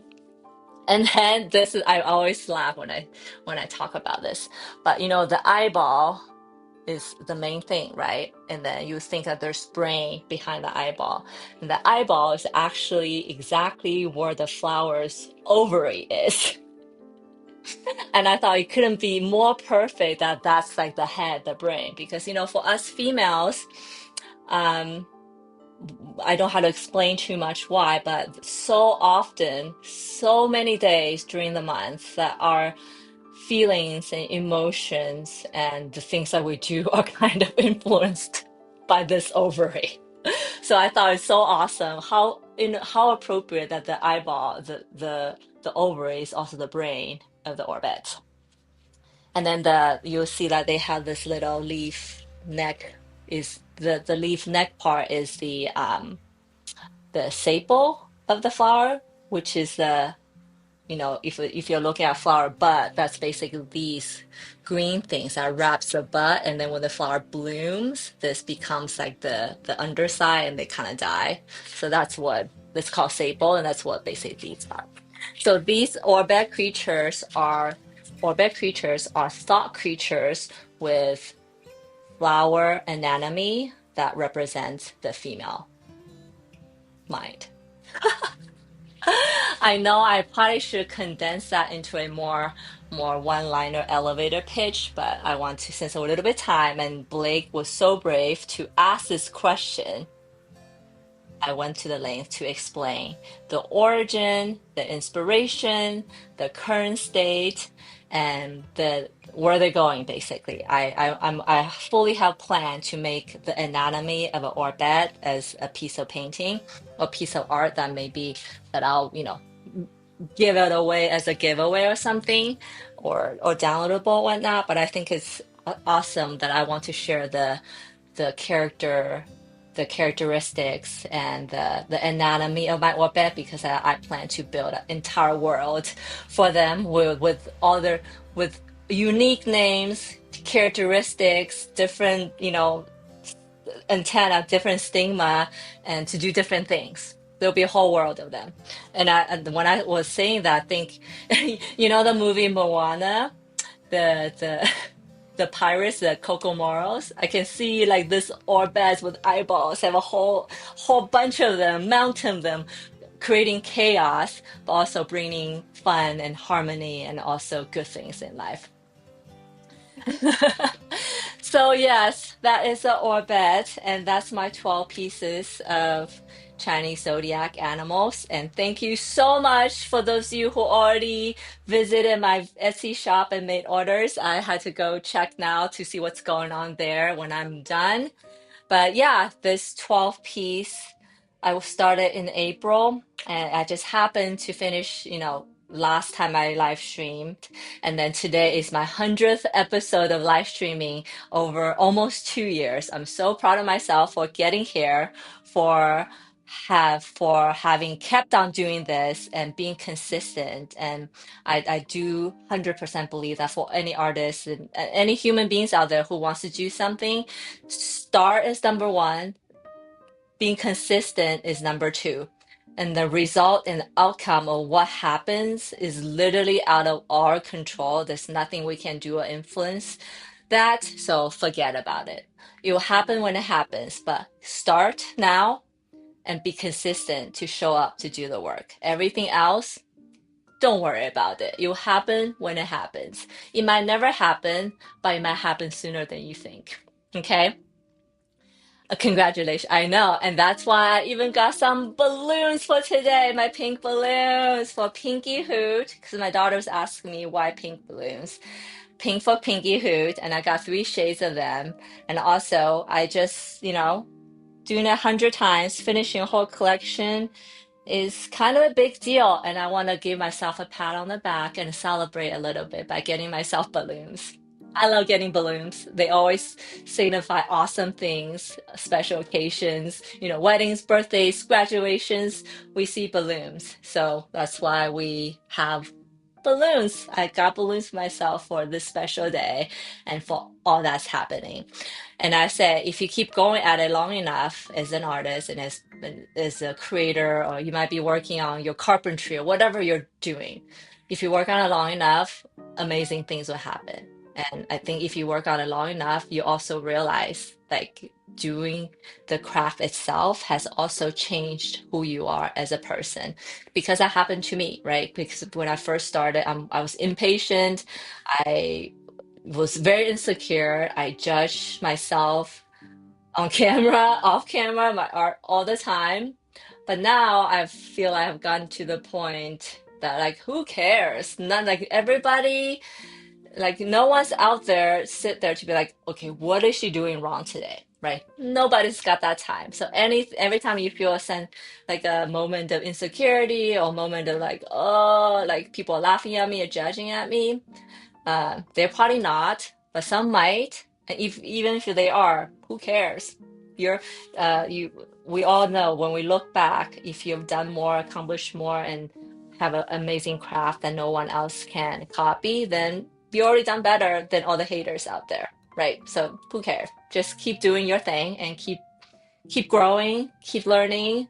I said this in the beginning. I can't wait to see what life will be like, what my art will be like, what I will be like when I'm reaching session 500, reaching session 1000, right? Actually, how to do this calculation. Is it even possible for me to reach session 1000? Or is that gonna, any mathematicians here do this math real quick? Hold on. If it takes me 2 years, roughly 2 years to get to 100, to get to 1000 is like, oh shit, that's like 20 years. Forget it. Maybe I won't get in 20 years. Okay, well, 20 years, I will probably still be around. So yeah. So sometimes I feel I'm so old, but then if I do this for 20 years, I look back in my 60s, like, hey, 60s is still the new 50s or whatever, since we're all gonna live till 100 with all the AI and advancement and all that, right? So that's no time at all. So yes, if when I get to episode 1000, I'm sure life will be so different. And let's hope I get there. All right. So I feel like I talked a lot today with you guys. Um, and thank you so much for all your encouragements and kind words. I think I'm probably gonna jump off now because I literally talked the entire time. And I think I'm going to paint these 2 pieces of art with you guys next week. So that means I have to like try not to work on these. Or maybe I can finish one and do another two next week.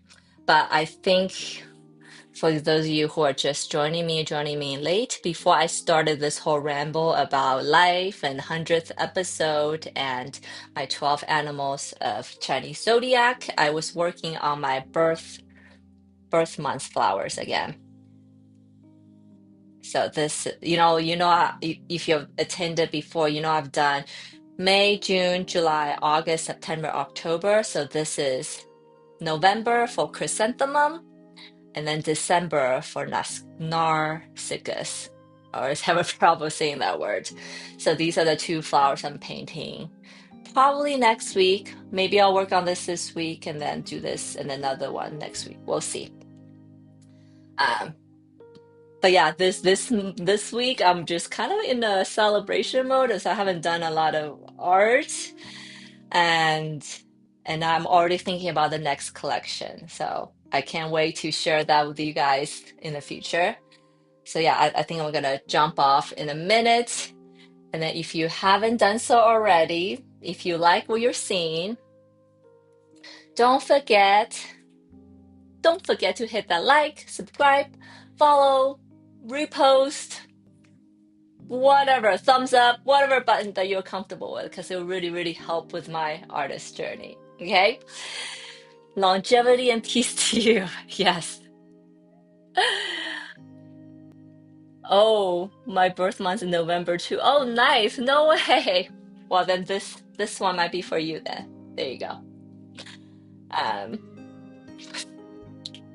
see, November, I think November, well, I guess all these flowers are pretty cool. The November flower's chrysanthemum. But when I did that this morning, I was like, oh, I'm doing this to myself again, this chrysanthemum flower. But what are you gonna do? I had to go, right? I had to paint it. So yeah, maybe Moon, I will do this with you guys next week. But yeah, this week, I'm just gonna celebrate my 100th and then see what else I had to do on my plate. Okay. All right. Enough rambling. I said all that stuff. So I hope you guys have amazing rest of the day, rest of the week, and come back next week around the same time to see me continue with the birth month flowers. And then soon enough, the week after that, I think I usually do those flowers in between my bigger pieces, just like a smaller scale, faster. And then I'm working on gouache, change of pace. So I do these like in between my big pieces. So soon enough, maybe after next week, I'm gonna get into my new collection. And it's gonna be water and undersea themed. Can't wait. I can't wait to work on them. I think it's going to be magical. It's going to be fun. And it's something that I've always wanted to do, always say that I'm going to do, and I haven't done. So we're going to do it. And if you guys, any of you live by the beach or live by water, or just love going on vacation in beachy areas, and then who doesn't, this might be a good one to watch. Next collection, I mean, okay? Anyways, hugs, yes, hugs. Oh my gosh, is this like the emoji? Hug. Thank you so much for hanging out with me today and for supporting me today and for being here all the other times that you are here. Like I said, somewhere during the past 3.5 hours, I appreciate all of you so much. And I know that I say thank you all the time, but honestly, a simple thank you is not enough for how much I appreciate you guys for being here with me, for being part of my journey. Okay. Thank you so much. Okay, we're gonna go now before I start crying. Okay. Bye guys.